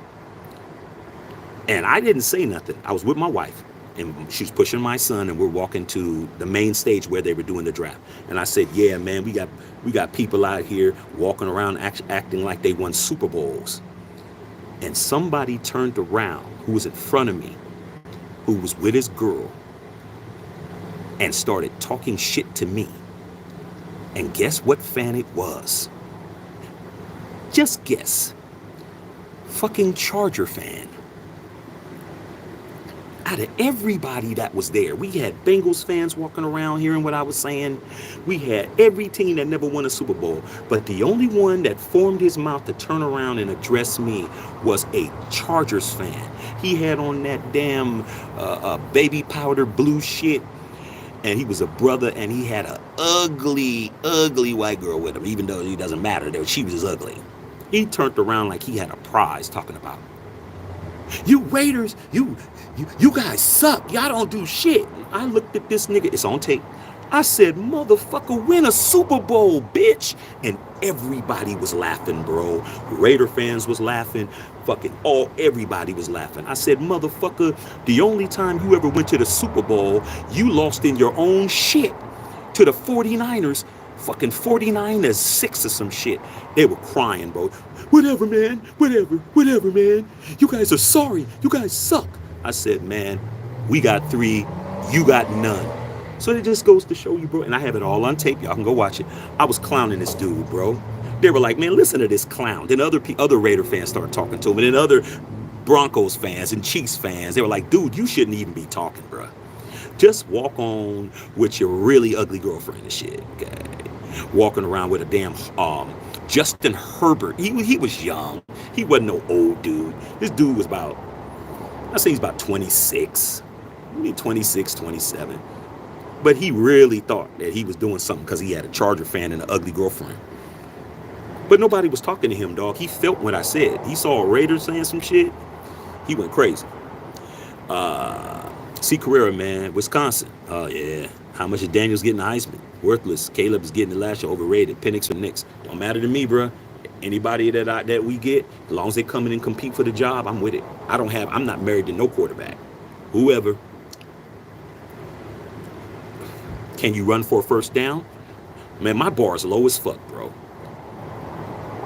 Can you run for a first down, bro? That's all I want to know. If you can run for a first down, please show up to camp. Like, my bar is low. Bishop said, been here since Raiders since 76. You a 3-ringer, dog. You won a Super Bowl when I won one. Okay. Oakland, California, you already know. C. Carrera should have been at the LSU. Y'all talking about that. Maurice Ross. What's going on, Maurice? What up? Happy 50th, sure. Pleasure to be here. I'm on my 47th. Oakland Raiders won against Minnesota Vikings. Hey, dog, I remember that Super Bowl. That fucking Super Bowl, bro. I remember because my father was. I watched some of it, and I had to listen to it on the radio because my father was working. My father had one of them Mustangs. He had a Mustang 2, and he had a Mustang 2. Those of y'all who knows cars, he had a Mustang 2, man, and he had it jacked up.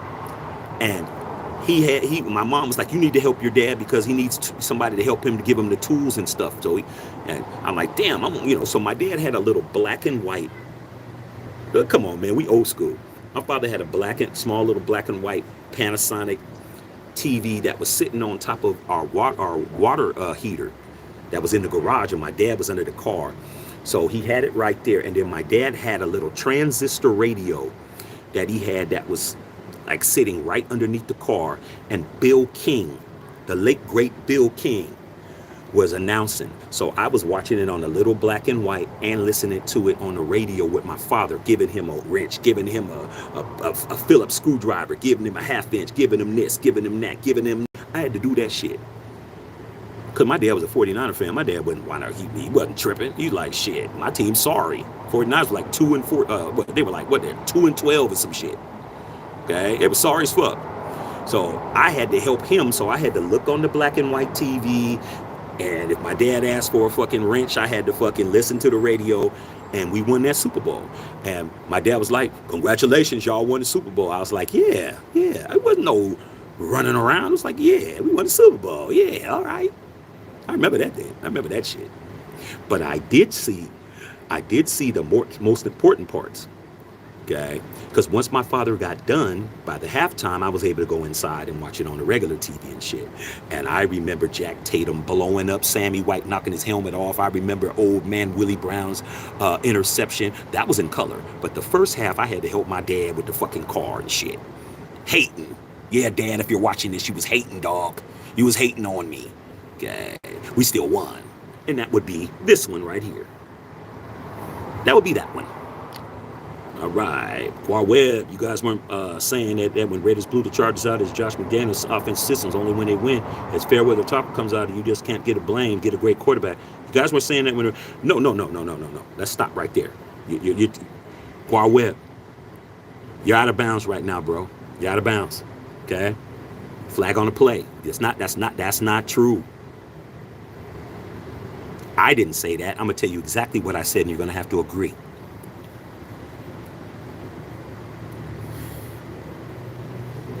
Number one, put a 1 in the chat if I said that we were going to beat the Chargers when you guys asked me. That was number one.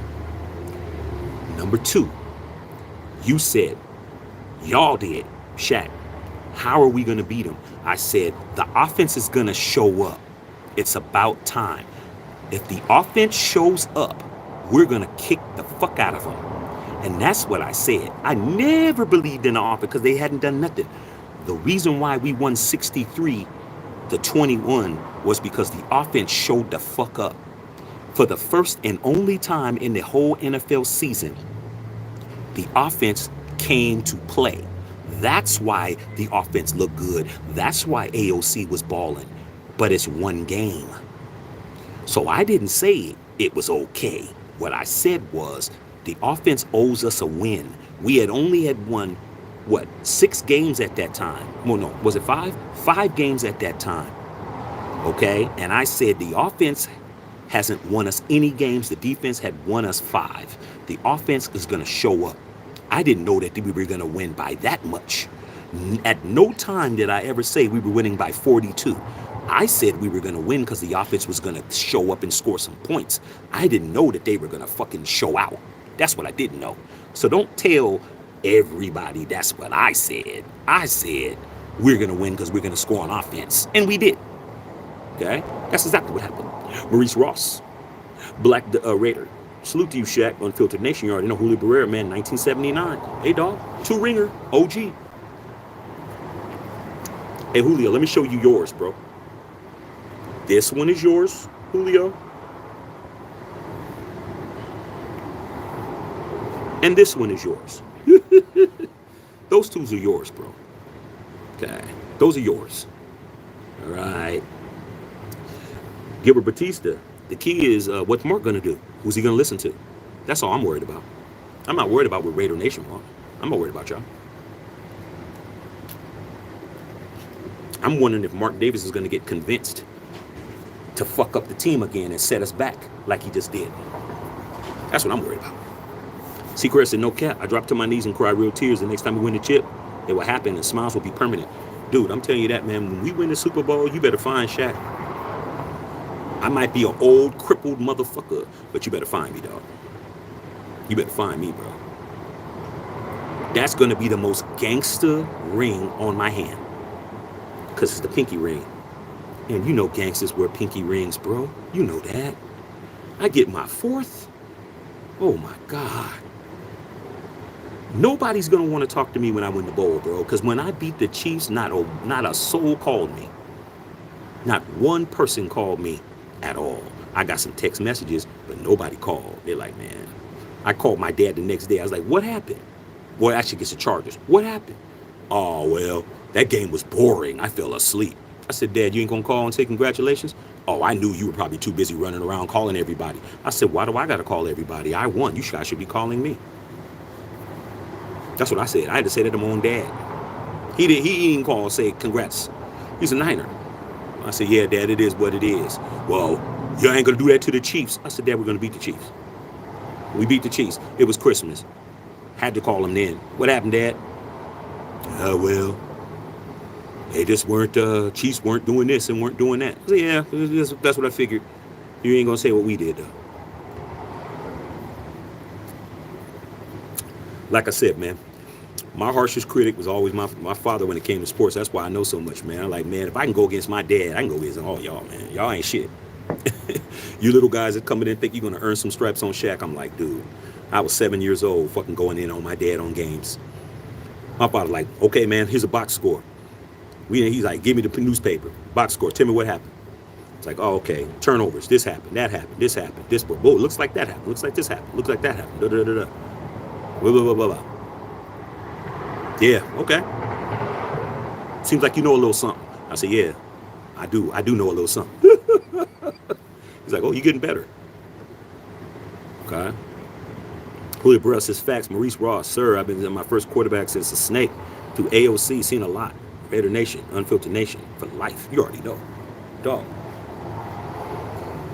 Like, it kills me when they did how these guys are so traumatized by Derek Carr. I'm like, how the fuck are you traumatized by a guy who's a top 5 quarterback for your franchise? Do you understand that Raiders haven't had great quarterbacks, bro? Like, great quarterback play in the Raiders don't go together.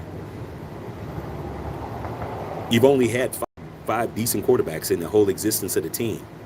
And the only person that I didn't see play was Tom Flores, Coach Flores, and the Mad Bomber, Daryl LaMonica. That's before my time. But all the other ones I saw. And I'm like, dude, you guys ain't seen no bad quarterback play. Y'all don't know what bad quarterback play is. You have no idea.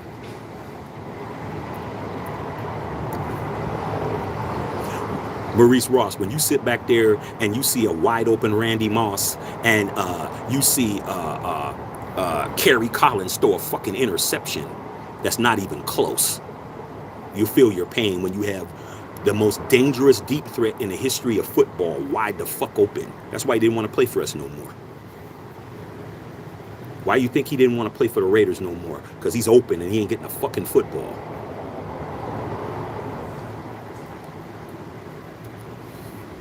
That's why he says he's not a Raider.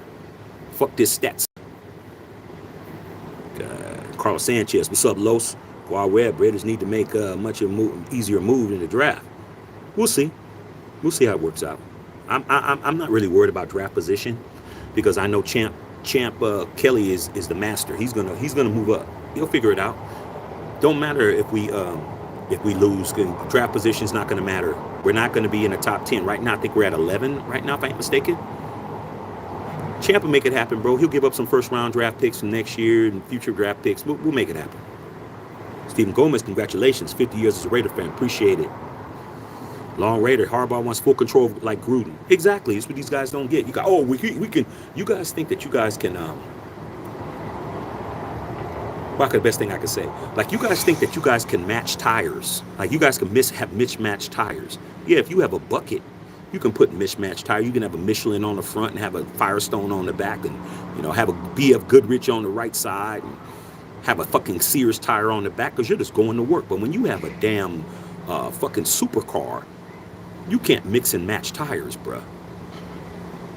You're gonna have to buy one set of fucking tires, and if you're stupid, you don't buy those tires that are recommended by the manufacturer. If the manufacturer says that the Lamborghini uses Michelin motherfucking PX whatever fucks, your ass need to buy Michelin PX whatever the fucks. You don't get to buy no motherfucking Falcon tires and shit. So you guys think Jim Harbaugh is going to come in here and keep Patrick Graham as the DC because we could just put AP here and just bring him in? Man, this ain't no side order and shit. You ain't in a drive-through. Yeah, how can I help you, Raider fan? Yeah, man, I'll take a Jim Harbaugh, man.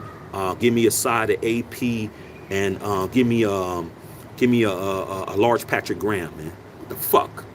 You guys are stupid as fuck.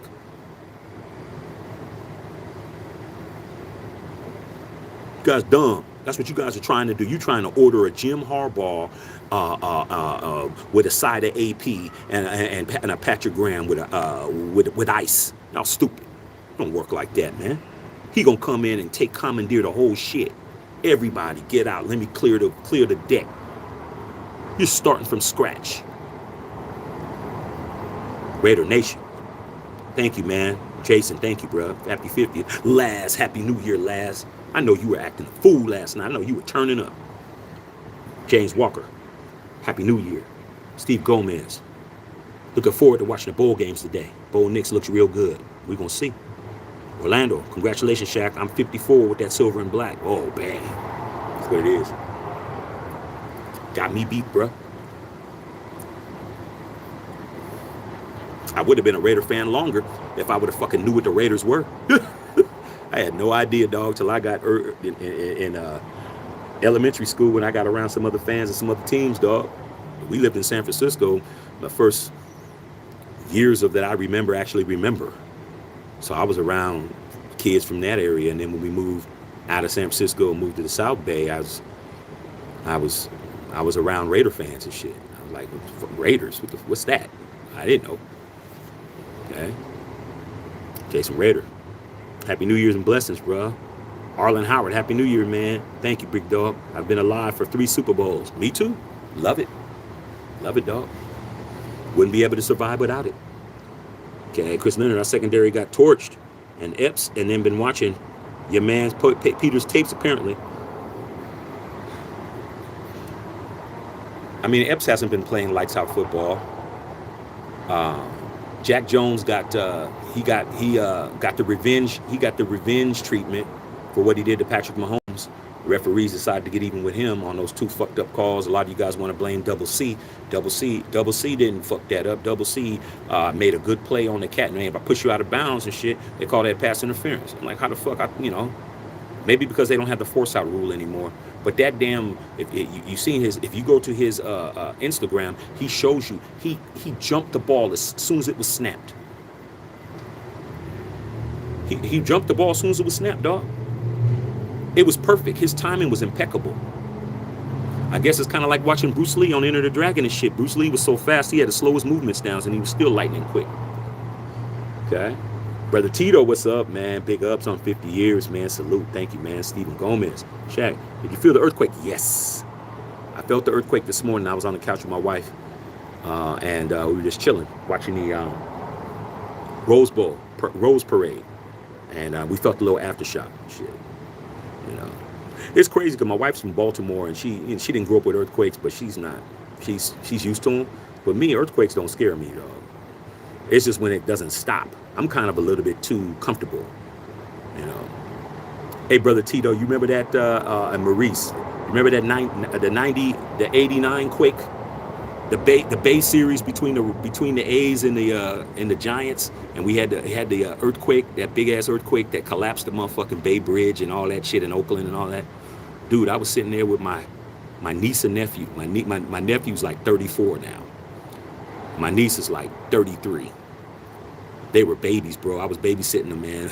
We was watching the thing, man, and I was at my godmother's apartment, and she was on the 2nd floor, man. One of them old apartments that had the staircases in the front, shit. Man, I sat there and waited for that earthquake to stop. I just sat there, bro. I was like, okay, it's gonna stop. Then it didn't stop. Then it kept going. Then it kept going. Then it kept going. And then the china cabinet fell and almost got close to hitting the kids, and then that's when I picked the kids up. I grabbed them like this, kicked the door open, Started going down the staircase, bro. By the time I went and got down the staircase with those two, with my niece and nephew, everybody on that block was outside. I was the last person, bro. I'm too comfortable with earthquakes. I'm just like, it's gonna stop. Not all the time. Not all the time, dog. Yeah, it was too much, bro. Okay. Raider time 81. Congrats. I just subbed to your channel, man, the other day. Like your content. Appreciate it. Go Raiders. Bishop, been going on my Raiders 48 years now. Okay. Straight out of Esco. I already know, bro. East Side, Oakland. I already know. I already know, dog. Oakland Tech, Skyline, McClymonds. Got a lot of homies out there, man, and you one of them. First to win on a wild card. Facts, brother Trife. Raider Nation all day. What's up, Trife? Maurice Ross. Smoking one for you, Mr. Shaq. Olivia Churchill. Ooh, that's nice. Hey, dog. Shoot me one of those through the damn. Hand me one of them mugs. Libra. Give me that. Brother Trife. Yeah, Houston and Cleveland and shit. Man, let me go ahead. Sun's out now, man. Fuck. Take this bitch off, man. I'm burning up, y'all. This motherfucker. Woo!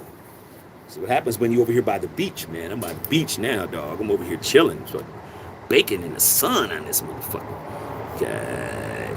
Deep water. Houston, Cleveland, San Diego, then the Eagles in the Super Bowl. Oh, that's really okay. Yeah, that's what happened. That's exactly how I said it, but I didn't know the teams. Houston, Cleveland, Dago, and then we beat the Eagles. Those are all the teams we played, bro. That's right. We beat Dan Fouts and them, dog. We beat Dan Fouts and them in the 80s, man. With Kellen Winslow, man. I remember when the Chargers used to be deep, bro. Remember when they had Chuck Muncie? They had John Jefferson. John Jefferson is like the back then. It's like the Jefferson that plays for what's his name? Jefferson that plays for the Vikings. He was like him. They had John Jefferson. They had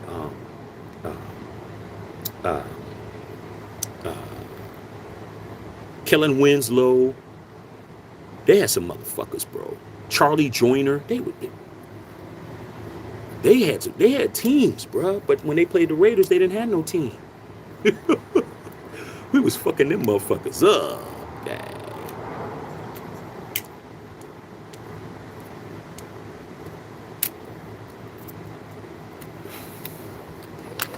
Love all y'all, man.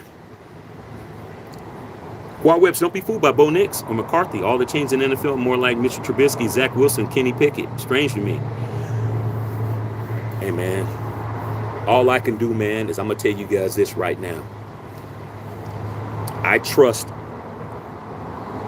Chip Kelly. I mean, Champ Kelly, excuse me. Not Chip Kelly. Definitely don't. Chip Kelly, I definitely don't trust. Champ Kelly, I trust. He did all his homework on every quarterback in the draft, and he came to Josh and Dave and said, I did all my research and scouting, and C.J. Stroud is the most game NFL-ready quarterback in the draft, and we can get him. All we got to do is put together a package. So I already know who the champ knows what to do. Deep water. That's the last year Lester Hayes led the league in interceptions with 13, 4 called back, and scored 5 TDs. I remember that, dog. They outlawed Stickum right after that. They allowed Stickum in the NFL all those years, bro. And nobody utilized Stickum more than Fred Biletnikoff, man. The flanker, Freddie B. That dude put Stickum everywhere. Okay? And when I played Pop Warner, he had the real Stickum, like the yellow Stickum with the, and slap that shit everywhere. We had the spray shit. Shh. Dude, the Stickum, man, that you think that people said the gloves. Y'all don't understand. That Stickum, you wasn't dropping shit. It didn't matter if it was raining, mud, sleet. Man, I've actually carried the football and caught the football with Stickum on, bro. It wasn't until Lester Hayes, and it's still the NFL record for most interceptions in a season, tied with Dick Night Train Lane from the Lions. 13 interceptions, hell of them called back. He really had like over 20. And after that, they outlawed it because the Raiders benefited.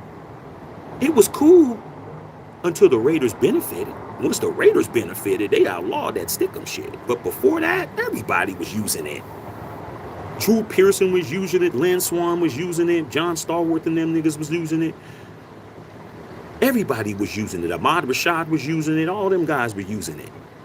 But when soon as a Raider benefited, leading the NFL in picks, they outlawed it.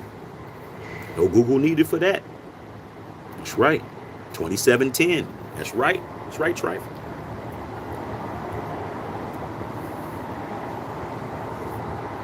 Guess who was the Super Bowl MVP?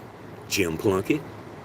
That was what was supposed to happen to all you guys out there that want to try to talk shit about this season and what AP's not doing. According to the pedigree of the Raiders, the free agent quarterback that was drafted to the Patriots, by the Patriots and traded to the 49ers and picked up by the Raiders was supposed to be the quarterback to take the Raiders to the Super Bowl. Didn't happen. You know why? Because Tom Flores wasn't the fucking coach. Josh McDaniels was. A real Raider was the coach when all that shit happened. Not a fucking fake Raider. Or not even trying to be a Raider. The whole shit was fucked up because you didn't have a real Raider as the leader. That's why Jimmy G played like shit. That's how I'm going to say it. Even though he's not that great. But the bottom line is neither was Plunkett before that. And Jimmy took his team further than Plunkett did. But Plunkett actually had a Hall of Fame coach that was a Raider. The first quarterback to ever play, take a snap in a Raider game in 1960 was Tom Flores. Our first quarterback and our first Latin head coach was the coach when we brought in a 49er to be the quarterback. Difference is you brought in a Patriot. That's why you didn't win. Orlando, I was born a Raider. So was I. Chris Leonard, I remember the good old days live on Shaq on Facebook. Hey, dude, thank God Facebook did me dirty, Chris. I would still be over there fucking talking for nothing. Thank God they did me dirty, bro. It made me come over here. Brother Tribe been salute, been holding down since 76. Hey, dog. That's 3 rings, bro. If you've been a Raider fan since 76, we won our first Super Bowl here in LA at the Rose Bowl, January 1977. I think it was January 26th, if I ain't mistaken. January 26, 1977, about 20 miles from, actually maybe about 25 miles from here, we won our first Super Bowl. Every time I drive Pasadena and I look at the Rose Bowl, I look at that saying that's where we won our first one at.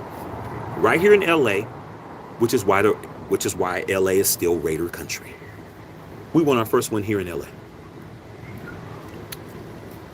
Okay. Brother Trife. Raider time. I've been a Raider my whole life, born in 81. Hey, man, you're born in 81, you're a 2-ringer. Whole family's Raider fans.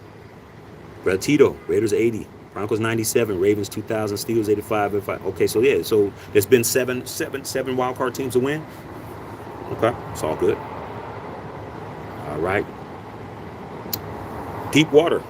It's the new school Raider fans. What's up? Hey, dude, a lot of these old fans is bad too, man.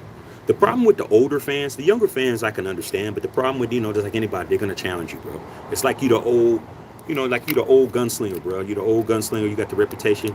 Everybody wants to try you and shit. Sub Hoss, heard you fast. Are you faster than me? Look, kid, I don't know if you want to fuck with me and shit. Draw. All right. Shit. How it goes, bro. By the time, actually, before birth, okay, Rocky Flores, you're only 10 years older than me. Hey, that's what it is, dog. I ain't that old, bro. I could still get out here and get somebody's attention. If I was still on that type of shit, I could get out here and get me one. She ain't gonna be no Big Shirley, that's for damn sure. Stephen Gomez, born in 77, been a fan since 83. You an OG. You got one. Let me show you yours. Oh, I had it already. That's yours. These are the actual Super Bowl logos. That's you, dog. That's you. Okay. 00. I'm good with the Raiders. Who's getting myself, man, hype for 2024? With AP, it's going to be dangerous. All these Raider fans are going to be mad as fuck, and every time he loses, they're going to tell you how much of a mistake it was. But just remember how we were saying when their hero, Josh McDaniels, was losing, and they were telling us, give us more time, be patient. Brother Tribe, Happy New Year from you and the lady. Hey, man, tell your lady I said, what's up? Deep water, I've been died. The Wool Raiders been since 67. Got me beat. Deep water is really deep water. I'm you are deep OG, bro. You were a fan when we lost Super Bowl II here at the LA Coliseum to the Packers. I'm not even on that level. Hey, I had friends that played in the team in the 70s. Most are gone now. Yeah, dog. Salute to the fallen members of the nation. When you call somebody a double OG, that's deep water. Deep water's double OG, dog. I'm OG. He's double OG. Todd motherfucking toll free. Hey, Todd. You find your crocodile tears finally dried up and decided to come over here and be with us after we whipped your ass. The wind blows the hardest at the top of the mountain. Chiefs, what up, my man Shacky? Hey, man, you Chiefs ain't on the top of the mountain right now, dog. Did you guys see the Ravens, man?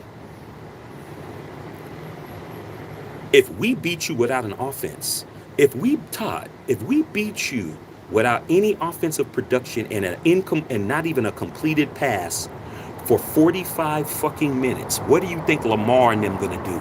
Lamar and them are gonna draw and quarter you guys. I can't wait. God. But what's up, bro? War Webb, been a Raider fan for 48 years. Straight become a great team. Superstar, quarterback, nothing else matters. Well, we gonna have to make that happen, dog. I mean, as we can see, AOC ain't a superstar quarterback, is he? But people telling me, Shaq, I'm riding with AOC. Hey, all right, ride with AOC, bro. I'm just telling you, dog. AOC needs competition. If he's the man, he'll be the man regardless. You don't have to worry about if he's, like I said, man, you can bring in any, I don't care what defensive end you bring in. You can go through the NFL and be like Madden and bring any player to try to take Mad Max's job. I guarantee you there's not a player in the NFL that can take Max's job. I guarantee it. They'll put him on the opposite side of Max. Max is not losing his job to anybody. Neither are the Bosa brothers. You could bring in Khalil. You can bring in Daniel, what his name, from Hunter, Daniel Hunter. You can bring in anybody you want to bring in, bro. TJ Watt, JJ Watt. Nobody's taking Max's job. That's what the quarterback has to be. It has to be like nobody's coming in taking Mahomes' job. Nobody's coming in taking Justin Herbert's job. Nobody's coming in taking Josh Allen's job. Like, you might be able to take Pickett's job. You definitely can take Russell Wilson's job. But you ain't taking them guys' job. Okay? It's not happening. I need a quarterback who I don't care who shows up. Ken Stabler can walk out there and Stabler has to earn the job. Until we get that, bro, I'm not married to no fucking quarterback. Bishop. Black Sox were swinging back then. Jays, many don't know. I already know, bro. Like I say, Bishop, man, I didn't grow up in Oakland, but my father worked in Oakland. I was in Oakland every weekend, bro. At the Eastmont Mall, at the movie theater at Eastmont Mall, bro. The rowdy ass, I don't even remember the name of that theater in there, dog. That theater was rowdy as fuck, bro. Me and my little brother in there watching all kinds of motherfucking movies. We go in there, just be there all day. It was so rowdy in that Eastmont Mall movie theater, dog, right next to J.C. Penney's. Like I said, dog, I am a real one, man. Like, people who are really from Oakland, like Laz, that's on here, and Bishop AJ, they're going to be able to say, yeah, Shaq was there. Because you can't, what I say, you can't just make it up. Like, you can't just read Google and start spouting off shit. Like, I'm just going to tell you details. The movie theater that was right there next to J.C. Penney's and the Muslim bakery was right there. Man, we go in there, dog. They'd have, I think it would be like the Dollar Saturday movies or whatever, bro. I'd have my little brother in there, man. We'd be in there, dog. I didn't have no family in there with me, just me and my little brother, man. My dad dropped me and my brother off at the. We'd just be switching movie theaters. Them damn ushers and them damn people was nowhere even trying to stop you from changing movies and shit. They like, I don't get paid enough money to come in here and police you guys. You guys do whatever. We be in there all day. My dad said, make sure you out here at 6 o'clock. I don't care what movie you're watching. Better make sure you're out here at 6. Okay. My dad didn't go in there and get us 6 o'clock. We better be outside. Okay. Steve Gomez, Todd Tolfree, the Raiders blew the Swifties. Oh, he had. Todd Tolfree's been there listening to Shake It Off and every other Taylor Swift 1989 album. He's been there listening to all that. Brother Tita says Snake was a lefty. Yeah. There's only 2 left-handed quarterbacks in the Hall of Fame, bro. Only 2. One of them Stabler. Somebody tell me who the other one is. There's only 2. It should be easy for you guys to think about who it is. Only 2 left-handed quarterbacks are in the Hall of Fame. Out of all the left-handed quarterbacks, Mark Brunell and Michael Vick and all these other dudes, you can name them all day, bro. Boomer Esiason. What other lefties is out there? There's a few. There's only 2 that are in the Hall of Fame. Stabler's one of them. Raider time. I know who Dan Pastorini is. Plus, he's from here in the Bay Area. Yeah, he went to Santa Clara, bro. He went to the University of Santa Clara, which is how Al Davis wanted him in the first place. You see how Al Davis works? Al Davis always drafted people that were in the area or picked up people that were in the area. Plunkett was from San Jose. Plunkett went to James Lick High School. Went to Stanford. Won the Heisman Trophy. He was a Raider. Why? Because he knew him. Pastorini was from the area too. I think he was from Santa Clara. I think Pastorini went to Santa Clara High School, if I ain't mistaken. But he wasn't shit. Okay. Todd Tolfree, meaningless games. It's not meaningless. It's not meaningless. It was on Christmas, Todd. Stop with the meaningless. You really thought you were going to win. You were over here talking shit. Do you really think you guys are going to beat us? Dude, we fucked up your Christmas. Santa Claus said, fuck Kansas City. I'm not dropping off no gifts. That's exactly what happened. Cut it out. Cut it out. You got to get your ass whooped when y'all play Lamar Jackson. Lamar Jackson's going to eat you guys alive, dog. He going to eat you guys alive. Y'all barely won yesterday. Kelsey's, I don't know what Kelsey is henpecked, bro. Taylor Swift done spun her skinny behind on him so well, he can't even catch a football no more, bro. Tito said Steelers won 4 in the 70s. 4-0. Raiders said decent quarterback, but held onto the ball too long. There you go. Who's that sound like? That sounds like AOC, the statue.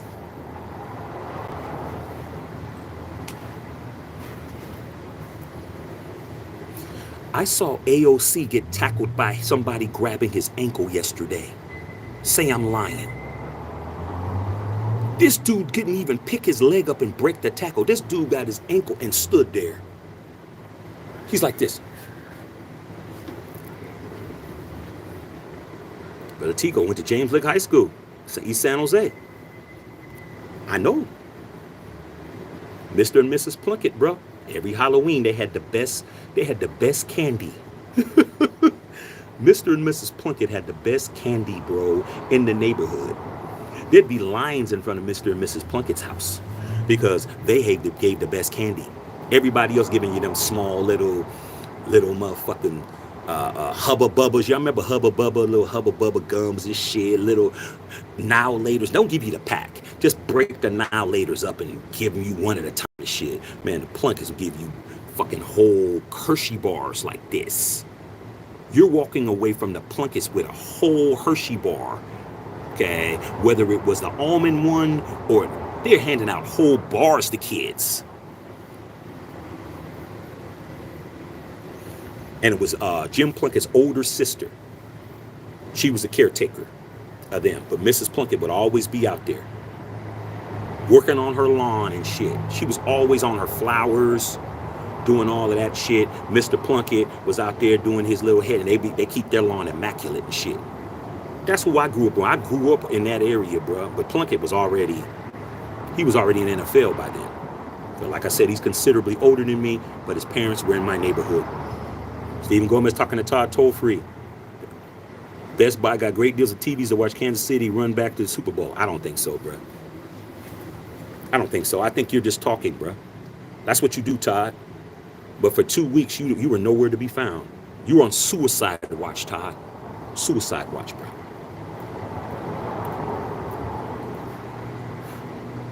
It took you to win yesterday to get the courage to come in here. All right. Stephen Gomez, they losing. They gonna get their ass whooped. Dave Casper and Todd Christensen, love them dudes. Tip your bartender. Southern Cal, shout out Cal Poly, San Luis Obispo. Yep, go look it up, man. It's the only time. Well, it's not the only time. Also, the Marshall team died too. That movie Marshall that came out, they all got killed in a plane wreck too. The whole football team. I think that was in the 70s.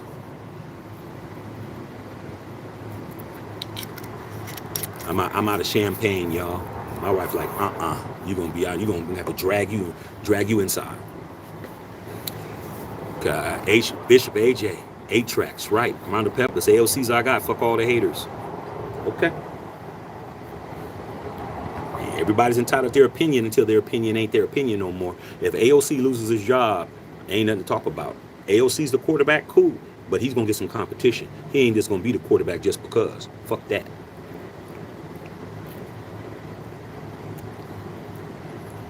I saw that dude refuse to run for a first down. I'm like, fuck, dude, it's 1 yard. Can you run?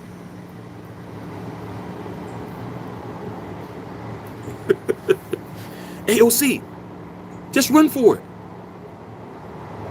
Nah, I'll just stay here and get tackled. Thank you for your advice.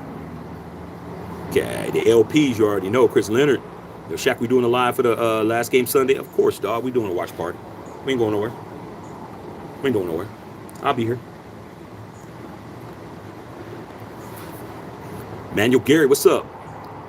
They couldn't even allow Jack Jones to be there. Got 3 weeks in a row. Nah, they weren't having that. Jack Jones is the guy that they can't afford to keep leading the headlines. He was not offsides. He jumped that shit perfectly. I wouldn't be surprised if they drug tested Jack Jones after that. They probably did. But it's cool. Shouldn't have came down to that. Offense should have scored a couple of more touchdowns. Chris Leonard. Here's the 50 years and many more. Yep, as many as God to give me. I know Raider guy talking to Armando Peppers. Oh, I love your style, man. Get these, it's up popping. That's what I'm gonna do, bro. I'm not going nowhere. Okay. Hey, Pete, offensive line was the cause of our offensive struggles. Bo Hardegree sucks. Hey, dude, they're Raiders, bro. I mean, shit. Whose job is it to figure that shit out, dog? Whose job is that? Everybody that's on the squad is Josh McDaniel, Josh and Dave's guys. The only person that AP brought in was a double C. I call him double C. And if you don't know why I call him double C, I can't help you. Jack Jones, I call him double C. Can't tell you why if you don't know.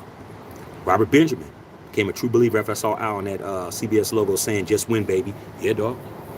1980.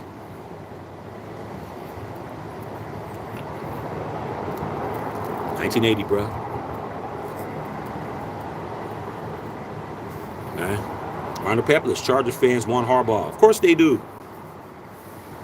If I was Jim Harbaugh, I'd rather go to the Chargers because I have full control.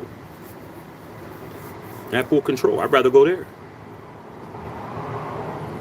Josh McDaniels talking about the Peppers. Draft pick is now in place. Just saying. Yesterday's football is not today's football. Certain owners could be the boss. Social media and sports media became big Raiders. Raiders are no longer good at pushing certain quarterbacks to be winners. Everything happens in cycles, Guar Webb. Everything happens in cycles, bro. You think we're just gonna keep staying here and not be good? Like, it's not gonna happen. Everybody has their turn, bro. Everybody's going to have their turn. The Raiders are going to have their turn again. Are we going to be ready when our turn comes? It's going to happen again. I mean, shit, we went to the Super Bowl in 2002. We had our chance. But guess what? We got sabotaged, dog, in my opinion. We weren't ready. A younger Al Davis would have had that shit more under control, but he was older by then. Okay? You think we're not going to have a chance again? We're going to have another chance. It's going to happen. Okay. I know Raider guy says AOC's not mobile. Rondo Pebbles' offensive line was worse than McDaniels' HV. It's his offensive line. He put it together. HC.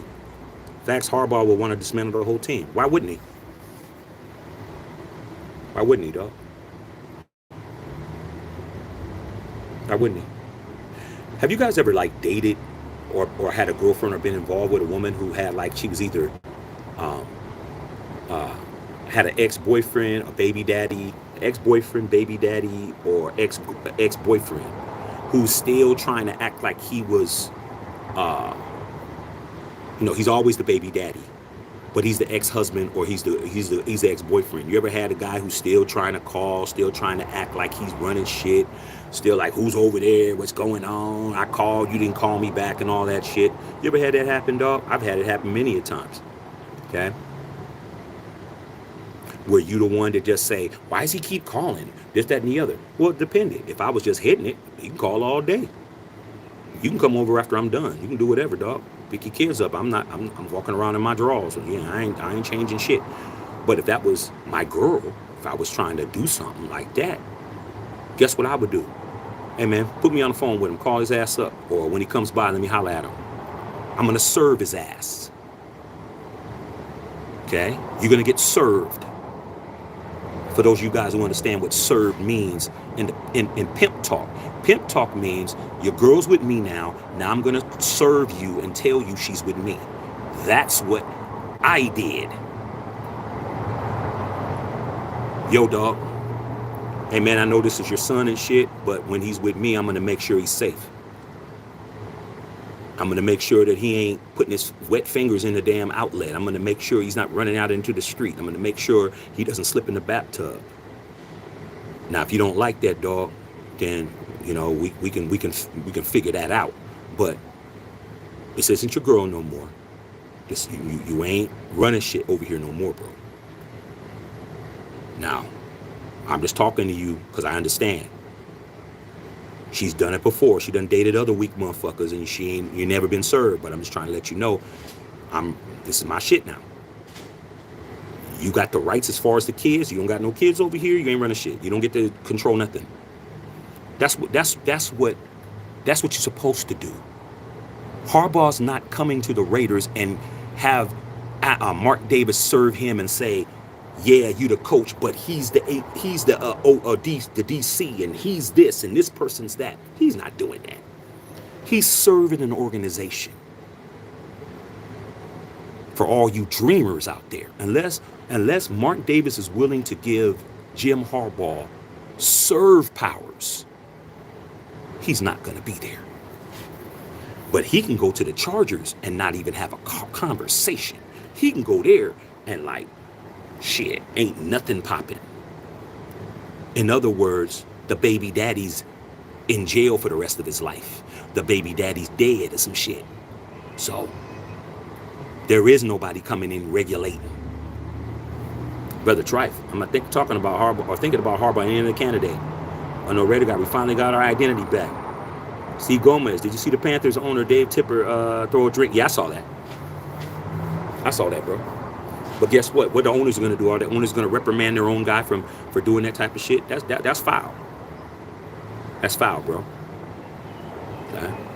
Mark Davis came right down here to SoFi Stadium, which is about 3 or 4 miles up the street. Okay. And was told talk to any kind of way, and all he said was smarten up.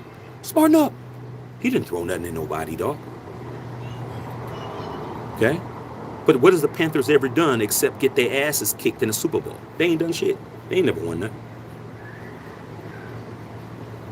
Bishop AJ said he will clean office and think, yeah, he'll have a major impact. Okay, cleaning house. Violator, the Hall of Famer, my big bro. Man, put a 1 in the chat for the Hall of Famer Raider Violator in here, bro.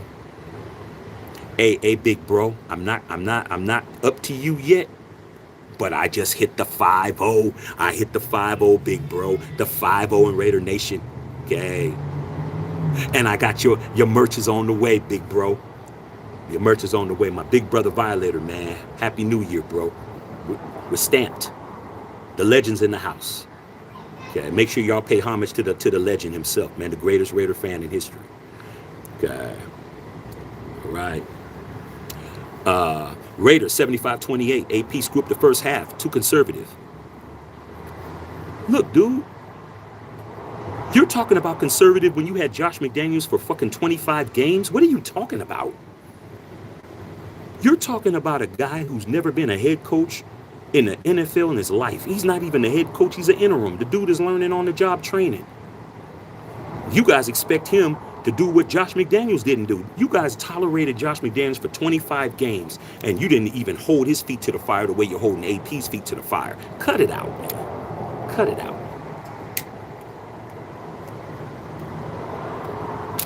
AP made a lot of mistakes yesterday.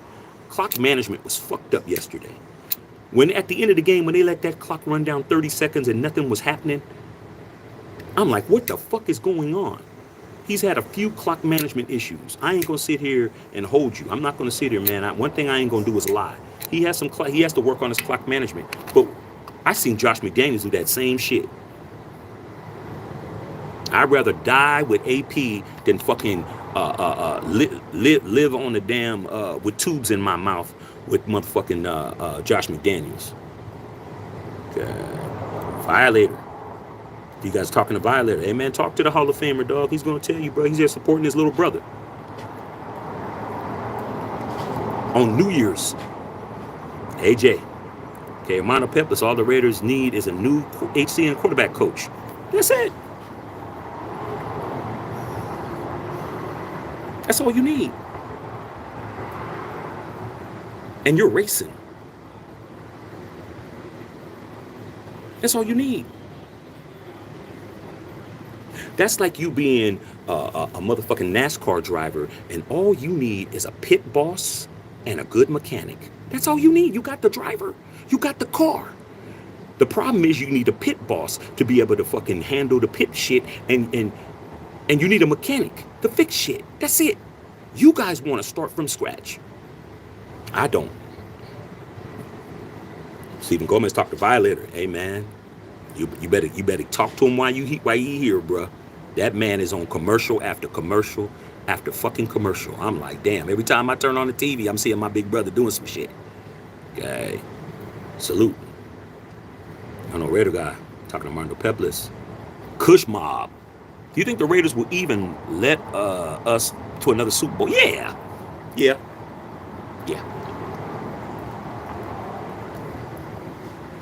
It's not a matter of let. It's a matter of us overcoming the obstacles they're going to put in our way. Raider Violator's been a fan. If I'm not mistaken, Big Bro, correct me. He's been a fan since 1970, since the merger. Okay? So, he'll tell you, I'll tell you, some of these OGs will tell you, the league, the NFL, I'm going to say allegedly, will always put landmines in the way of the Raiders. You're not getting a clean walk to a Super Bowl win. It's never happened. I keep trying to tell you, man, there should be an aptitude test in Raider Nation. That means you have to do the minimum amount of shit. To get a driver's license, you have to drive a minimum amount of hours, and you got to pass the written and the driven test to be here in California, at least. You have to do that to get a fucking driver's license. There should be an aptitude test. You guys should definitely watch Al Davis versus the NFL. If you haven't watched Al Davis versus the NFL, you shouldn't even be a fan.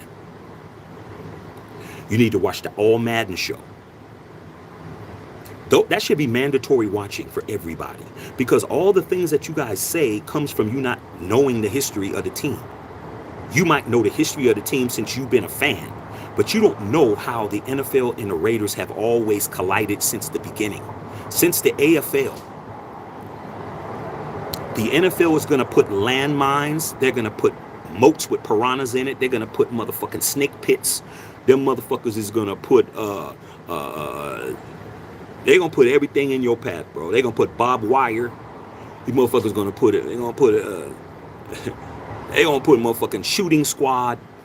And it's your job as a Raider team to avoid all of that. And beat your opponent simultaneously. You have to beat your opponent, you have to beat the referees, and you have to beat the league to be a Raider Super Bowl champion. That's how we win, bro. They're never letting you just walk to a Super Bowl. That's not happening, bro. We've never did that. It took us 4 years after the Immaculate Reception in '72 when we got robbed to win a Super Bowl when we lost that game. Then we lost to the Dolphins in '73. They won a Super Bowl. Then we lost to the Steelers in '74. They won a Super Bowl. Then we lost to the Steelers in '75. They won a Super Bowl. We fucking lost big ass games, either divisional games or AFC championship games to the eventual Super Bowl winning team 4 fucking years in a row until John Madden and that damn 6 Hall of Famers that were on offense and the 5 Hall of Famers that were on defense dodged every bullet, every trap, every dirty trick, everything they could do. We dodged all of that shit and beat everybody, and then we won. You're never going to have it easy. You picked the wrong team. When we won in '80, this one, we were suing the National Football League. We became the first team in the history of the NFL to win a Super Bowl as a wild card. What did we do? We dodged every dirty trick. We were suing them. They were suing us. They were trying to stop us from moving to LA, and we won the Super Bowl, and Al Davis grabbed that shit from Pete Rozelle, his mortal enemy, the man he hated more than anybody in the world, and said, "Just win, baby," right in his face. The third one, this one, we got our asses whooped by the Redskins earlier in the season. They had the #1 offense in football with Joe Theismann, motherfucking Art Monk, John Riggins, okay? All of them underdogs, and beat them by 29 fucking points, 38-9 in the Super Bowl. Every dirty trick, every bad call, every fucked up play, every reverse this, every reverse that, all that shit, we still won. That's Raider football. That's why you need an AP. Because when they start fucking us up, like yesterday, when they called a bullshit ass offsides when he wasn't offsides, when they called a bullshit fucking pass interference when the ball was not catchable, we would have still beat the Colts. We still would have won that game. We would have got the ball and we would have went down the field and we would have won it at the end, even after all of that. That's the difference. Okay, Bishop. Okay, so who's out there to go get? I don't know. I bet you Champ already has a list. I bet you Champ Kelly has a list already. I bet you Champ Kelly got a list of everybody. Every position, he probably got somebody he can put in. I know Raider guy. AP is staying. I love it. Leisha, what's up, Leisha? Hey, Leisha, sorry about your Eagles, man. I don't know what's going on with y'all. Your Eagles is tripping. Wait, Happy New Year and a happy birthday. No, it's not my birthday. It's my anniversary for being in the Raiders. Raider fan, Leisha. It's not my birthday. Much love to you. Montepeplis. That time we beat the Chiefs and we were going to knee it out. AP was coaching ASC, was taking it too close out of the game. That moment set everything up for me. Victory formation against the Chiefs at home and seeing Taylor Swift and Brittany Mahomes looking like they were going to cry. I loved it. I loved it. Okay. Facts. Okay, I'm gonna get out of here, man. It's starting to get hot out here. Okay, Bishop, AP has a locker room. Hey man, ask Jack Del Rio, man, who a lot of people said we made a mistake. Jack Del Rio was 12-4 when we made the playoffs. Remember when Derek Carr had his back broken, he didn't make the playoffs, and we had to start Matt McGloin? He made the playoffs, and then he goes in the locker room and start talking about Donald Trump. How do you go into the locker room and start talking politics with kids who grew up in the inner cities and who grew up in the rural areas of America, who grew up poor, who didn't have no money, and you start trying to tell them they need to vote for Trump or whatever the fuck? How you do that, dog? This is football. Locker room's like, man, fuck this dude. Got fired. Bitch said AP has a locker room. He does. Brother Trife. Okay. Talking about loss against the Yeeks and adults don't change. No, I don't change nothing. You think Jacoby Jacobs will play after the season? Yes. I heard people said, buy Jacobs, buy AP. Not like, all right, man. Why do you think they sat him out, man? They're just getting him healthy, man. Where's he gonna go, man? Josh wants to stay with us, bro. Stop trying to kick people out, man. Josh ain't going nowhere, man. Robert Perry, happy 50 years, OG. Thank you, big dog. And Chris Leonard, seemed like Brian Flores and Josh McDermott are the leading candidates for the Cheech job. I don't know why you guys think. Watch when Bill Belichick is the coach next year. Watch how you guys are going to be looking when he's the coach. I don't see him going anywhere. How do you get rid of a 6-time Super Bowl champion winning coach? How do you do that? How do you just kick him? How do you fire him? How do you fire a 6-time Super Bowl champion? You might be able to talk him into retirement, but you don't fire a guy that's won 6 Super Bowls. Like, I don't understand that shit. What's up, Gerald Davenport? What's going on? Wild Webb. If the organization was smart like bad teams, they become great. First game doesn't mean shit. You look at the future quarterback instead of setting back the difference. The Raiders don't lose. Hey. Give people a chance to get into the job, bro. Everybody here has been at a job for a short period of time. Give people a chance, bro. You guys gave Josh McDaniels a year and a half and 25 games. That dude didn't even win 10 games. Think about that, man. Josh McDaniels was the head coach of your team for 25 games, and he didn't even win 10 out of those 25. He won 9. That motherfucker won 9 games out of 25. And AP's been there 8 games, and you talking about what he should be doing. It's crazy. Raider, what's going on, man? Happy 50th, man. It's not my birthday. I'm going to make it clear. It's my 50th year in Raider Nation. Okay? Not my birthday. But yeah, I feel that. Thank you, big dog. Bishop, Caleb saying, hold out. Being picked by anyone but the Raiders. That's cool. He can do that. He can go right back to college. Do you guys know that Caleb Williams is already a multi-millionaire already? He ain't broke. Most times when players declare for the draft, they broke.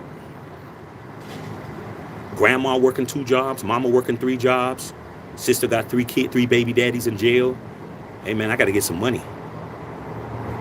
When you the savior of the family, you gotta do what you got to do. Some people went out on the block and got it off the street. Some people went and made themselves into a top prospect in a sport to be able to get out and get their family out the hood. Caleb Williams don't got to worry about that shit. He's on Wendy commercials. He's got I think his NIL deal is $6 million. Dude is 21 years old. He got fucking $10 million in the bank. What would you do? See, God is smart. God wouldn't give me that. Man, I'd be on that USC campus. Every fine co-ed would be in and out of my dorm room all day. All I'll be doing is watching film, going to practice, and knocking them down. That's all I would be doing, dog. Okay. He better than me. Okay. House Junkies, go Raiders. Gerald Davenport, not Shaq, on his gangbang shit. Hey, man, I'm at my house, bro. I'm not a gangbanger, bro. I'm from the Bay Area, bro. We don't gangbang at the Bay Area. All we got is, Bishop will tell you, and Laz will tell you, all we got is pimps, drug dealers, and hustlers, and killers. Ain't no gangs in the Bay. And if they are gangs, they ain't moved, they ain't really, they block the block. They ain't running shit on other sides of town. So I'm not a gangbanger, but hey, if you're talking about my wife beater, I'm at my house. Now, if you walk around with a tuxedo at your house, G Davenport, that's you. But I'm at my house. As you can see, all this shit is me back here. I'm on my patio. Girl said, Fresno, nah, bro. Top Smelly. Lisa Blackman, what's up, Lise? Mook. Travis Swift. Travis Swift. Bishop. Right. Kelsey trying to say too much to be a black man. I like Travis Kelsey off the field, though. Travis Kelsey reminds me of some of the homies, some of the Caucasian persuasion homies that I grew up with, bro. I'm gonna tell you guys something, man. Race don't make you the homie. You might gravitate towards it, but it's your actions and how you act and how you portray yourself and what you do in them times of action. I'm gonna tell you this shit right now, man. I ain't gonna say his name, man, because I know he don't want me to say his name. But I grew up with this cat, man. I grew up with a couple of cats. White mama, white daddy. Grew up in my set, in my hood. Dude, I remember one time, we were at a bowling alley. We were at a bowling alley, bro, and you know when you're in a bowling alley, man, it's a Saturday night, you got all these rival schools in there, and you got girls that you popping at. You just popping at everybody, you know. You're popping at everybody. Okay, and you're on the other side of town, and you see girls walking by and they flirting with you and they giggling and shit. You popping at them, dog. That's what you do. And man, a couple of girls that was popping at, and of course they didn't look like us. But we didn't care. We international. We're popping at them. And some of these dudes came in and they didn't like the fact that we were popping at their girls. But what you got to understand is the girls was giving up a rhythm. So if the girl's giving up a rhythm, you need to be checking your girl. Don't be checking us. And I didn't hear it. None of the homies heard it. But the white homie heard it. And when I say that, I mean as a brother. All I know is I turned around and he was beating the shit out of one of these motherfuckers, bro. We turned around. He was putting hands on him. He was fucking his ass up. I didn't hear nothing. I just saw a bunch of dudes. Next time I see him, what the fuck? We turn around. He beat the fuck out. Who you calling a fucking nigga? He was like he was a nigga. He fucked this dude up bad. We had to grab this dude's face with fucking boot. He was about to kill him, dog. He was about to kill this kid. He fucked his ass up. We had to leave, bro. It was like, all right, man, let's round up, man. Let's go. I'm running. You gotta leave when you have the bowling shoes on. You're supposed to take the bowling shoes back and get your real shoes. Lucky I didn't have no Jordans or nothing that day. I had to fucking go because the cops was coming. We beat the fuck out of that. We beat the fuck out of that dude because he said the guy called us a bunch of niggas under his breath. He fucked him up. So I'm like, damn, I don't know if we would have took off on him like that. We might have did the whole, what you say it again type shit. We might have did that. Nah, he took off on him, dog. I think Travis Kelsey's one of them types. I think Travis Kelsey's down. He just plays for the Chiefs. That's his problem. He's around a bunch of soft motherfuckers. He's around Patrick Mahomes, like I said before, like, he a rich kid, he grew up with his mama, I don't think he really would be offended. See somebody call him a nigga, he'd be like, he called you a nigger, Pat. Oh, he's not talking to me. I'm not no nigger. He's like, Patrick Mahomes be like, huh? Oh, you must be talking about Kadarius Toney and them motherfuckers and Marquez Valdez Scandling and shit. You ain't talking to me. I ain't no nigga, dog. I'm Cablinasian and shit like Tiger Woods. I'm mixed. You ain't talking to me. Shit. Okay, Guar Webb talking to Bishop. Okay. It says keep APGM, get a new OC, should be good. You're damn poor. Ravens looking like they gonna do it. Hey, dog.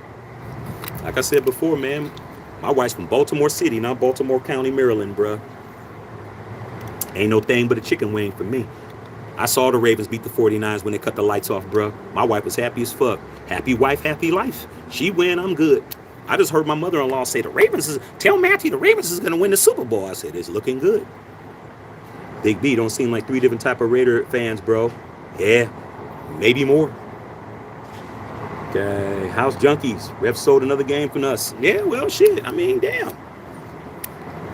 Okay. I hope y'all know, man, the greatest play, they had the 100 greatest plays in NFL history on NFL Network.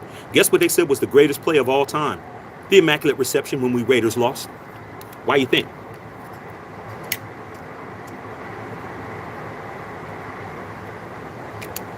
The greatest play in the history of NFL was when we lost on a bullshit-ass call. That was an illegal touching play. Y'all saw that illegal touching play? That wasn't when they threw it to the Lions and it was illegal touching because they said he didn't check in when he did check in. That play, the Immaculate Reception, the ball couldn't be touched by 2 people at that time. Terry Bradshaw threw the ball to Frenchie Freakois. Jack Tatum lit his ass up. It was illegal for the ball to be touched twice. Franco Harris picked that shit up off the carpet. The shit touched the damn ground. He still ran it in. They won. They said that's the greatest play in the history of the league. You lost. And y'all talking about a play yesterday? That was a divisional game for us to get to the Super Bowl. They took that from us. They always taking shit from us. Y'all thought that the tuck rule was the first time? Man, they been doing that shit. They been doing that to us. Okay.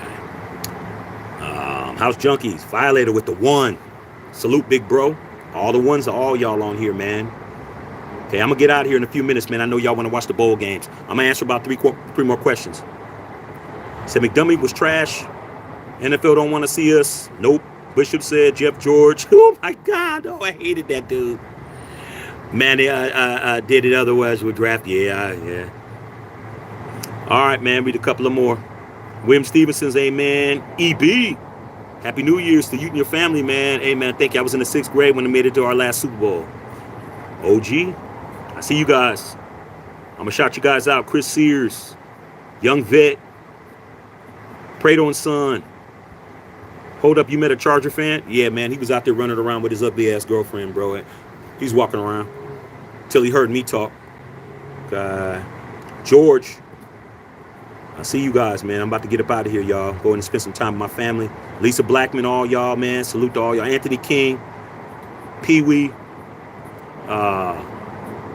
Yeah, man. Shout y'all all out, man. I got to go, man. Power Drummer. Violator said Charlie Joyner. Ooh, Violator. You already know.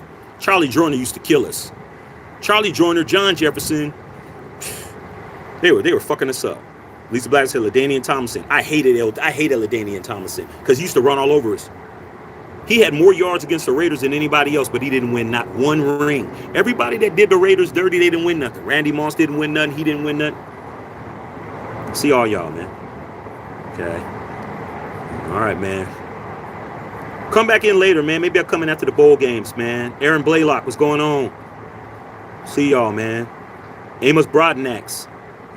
Robbie Rangel, what's going on, big dog? Dr. Feelgood. Shout y'all out, then I got to go. Howard Williams. Snuff. Man, y'all showed up, man. Appreciate you guys showing up to your boys' celebration. Kush Mob. Okay, I see all you guys in the house, man. I'm just deep Bernie, my nigga, deep Bernie. Happy New Year, bro. 50 years, deep Bernie and Raider Nation, pimp. Bev, what's up, sis? Love you, sis. About to go in there and spend some time with your family in here. Gar Pope, man, speaking of Raider history, I always wanted to know your thoughts about Eldridge Dickey losing out in the quarterback position is stable in spite of showing more spite. It promised the preseason is stable. I almost quit it. That was before my time, but I know who Eldridge Dickey is. Just to show you that even though it was before my time, I know my Raider history. Eldridge Dickey was the first black quarterback ever drafted in the first round. I know that. Y'all didn't know that? Did y'all know that the Raiders and Al Davis drafted the first black quarterback ever drafted in the National Football League in the first round was drafted by the Raiders? His name was Eldridge Dickey. I know that from history. Not because I saw it, but because I had encyclopedias in my house. I didn't have the internet when I was a kid. I had encyclopedias. And I wanted to know everything about the Raiders. And what you're talking about is when Eldridge Dickey had Stabler beat in the training camp as far as being a quarterback. And there was a little bit of a controversy about, because he supposedly, I didn't see it, maybe Violator saw it, maybe you saw it, but I didn't see it.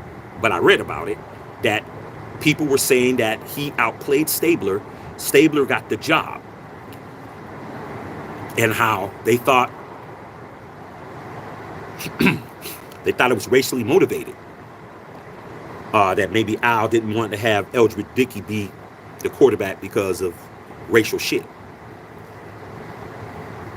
Here's my opinion, because you're asking me what I thought or what I think about something that I did not witness, but I know about. Why would Al Davis, if he was really trying to make a racial statement, why would Al Davis, a guy who only wanted to win, why would he draft and waste a first-round draft pick on a quarterback that nobody else would have drafted in the first round, only to handcuff him against Stabler? I'm willing to say that I think that maybe Al saw something that he felt that Stabler was the better option to win. But even if that was the case, if Eldridge Dickey would have shown that he was going to be better than Stabler, he would have took the job, and he didn't. Eldridge Dickey was out of the league within the next year or two. I don't even think that Eldridge Dickey made it to the merger. I don't even think Eldridge Dickey played in the NFL. He was just an AFL guy. From what I remember, I think that he was out of the league in a year or two. So even if that was the case, and I'm willing to side with Al. Al was the first coach to ever let a black coach be the head coach in the modern era when he signed Art Shell at 89. So I don't think Al Davis had a racial bone in his body. I think that Al Davis might have saw something that he just believed that Stabler was the better option. But if he wasn't, Eldridge Dickey never took the job. And Eldridge Dickey was out of the league. Okay, within a year or two. Didn't get on with anybody else. He was gone. He was out. So either way, Al Davis made the right decision. We lost to the Chiefs when they won the first Super Bowl. That was a championship game. We did, but the Chiefs lost the first Super Bowl. You hear that, Todd Toll-Free? The first team to ever lose a Super Bowl is these motherfuckers. Oh, lost. Oh, lost. You guys are the first losers in the Super Bowl. Always remember that. Okay? Nobody lost a Super Bowl until y'all tried to play. All right, Qua Webb, shout out. Father and son, sick of breaking out my VCR. Hey, man, I just watch it on YouTube, man. 35 years, D. Bernie. That's it, baby boy. Chosen. Trump, yeah. I know y'all like Trump. I watched Eric play basketball at Hayward High. I heard he was really good. I heard Jack Del Rio was a good basketball player, man. What he isn't is a good head coach. That's why you don't have a head coaching job. Okay. I see you guys. Yeah, I heard he was a hooper. I did hear that. He's from the Bay. Body Snatchers. Happy 50. Had a good year, man. 50 years in the nation. You guys are talking shit. I got to get out of here. Rick, congrats, Shaq. You're the 50th anniversary. I'm on my 40th. First game was watching Super Bowl 18. Hey, man, when your first game was a game we won. Duet stream. Snuff, snuff. All my dogs is in here. D. Bernie whip his ass in the smoky break. Whip his ass. Yeah, I'll take that Ravens Super Bowl, 49ers Ravens. Okay. Alexis, what's going on? Manuel Gary. Yeah. And Guar Pope noted. Much respect for chiming in. All right, man. Love y'all, man. Let me get inside. Let me hang out with the fam bam. We'll see if I come on tonight. But if not, man, let's do 2024 like we supposed to, man. Whatever it is you want to do, you guys out there and ladies, don't let nobody tell you no. Don't let nobody tell you it ain't gonna work. Don't let nobody tell you that's a bad idea. First of all, don't tell them shit. Get the bag and let them see you win, and then they're gonna ask you how'd you did it. Love y'all. Matt Checker Phil.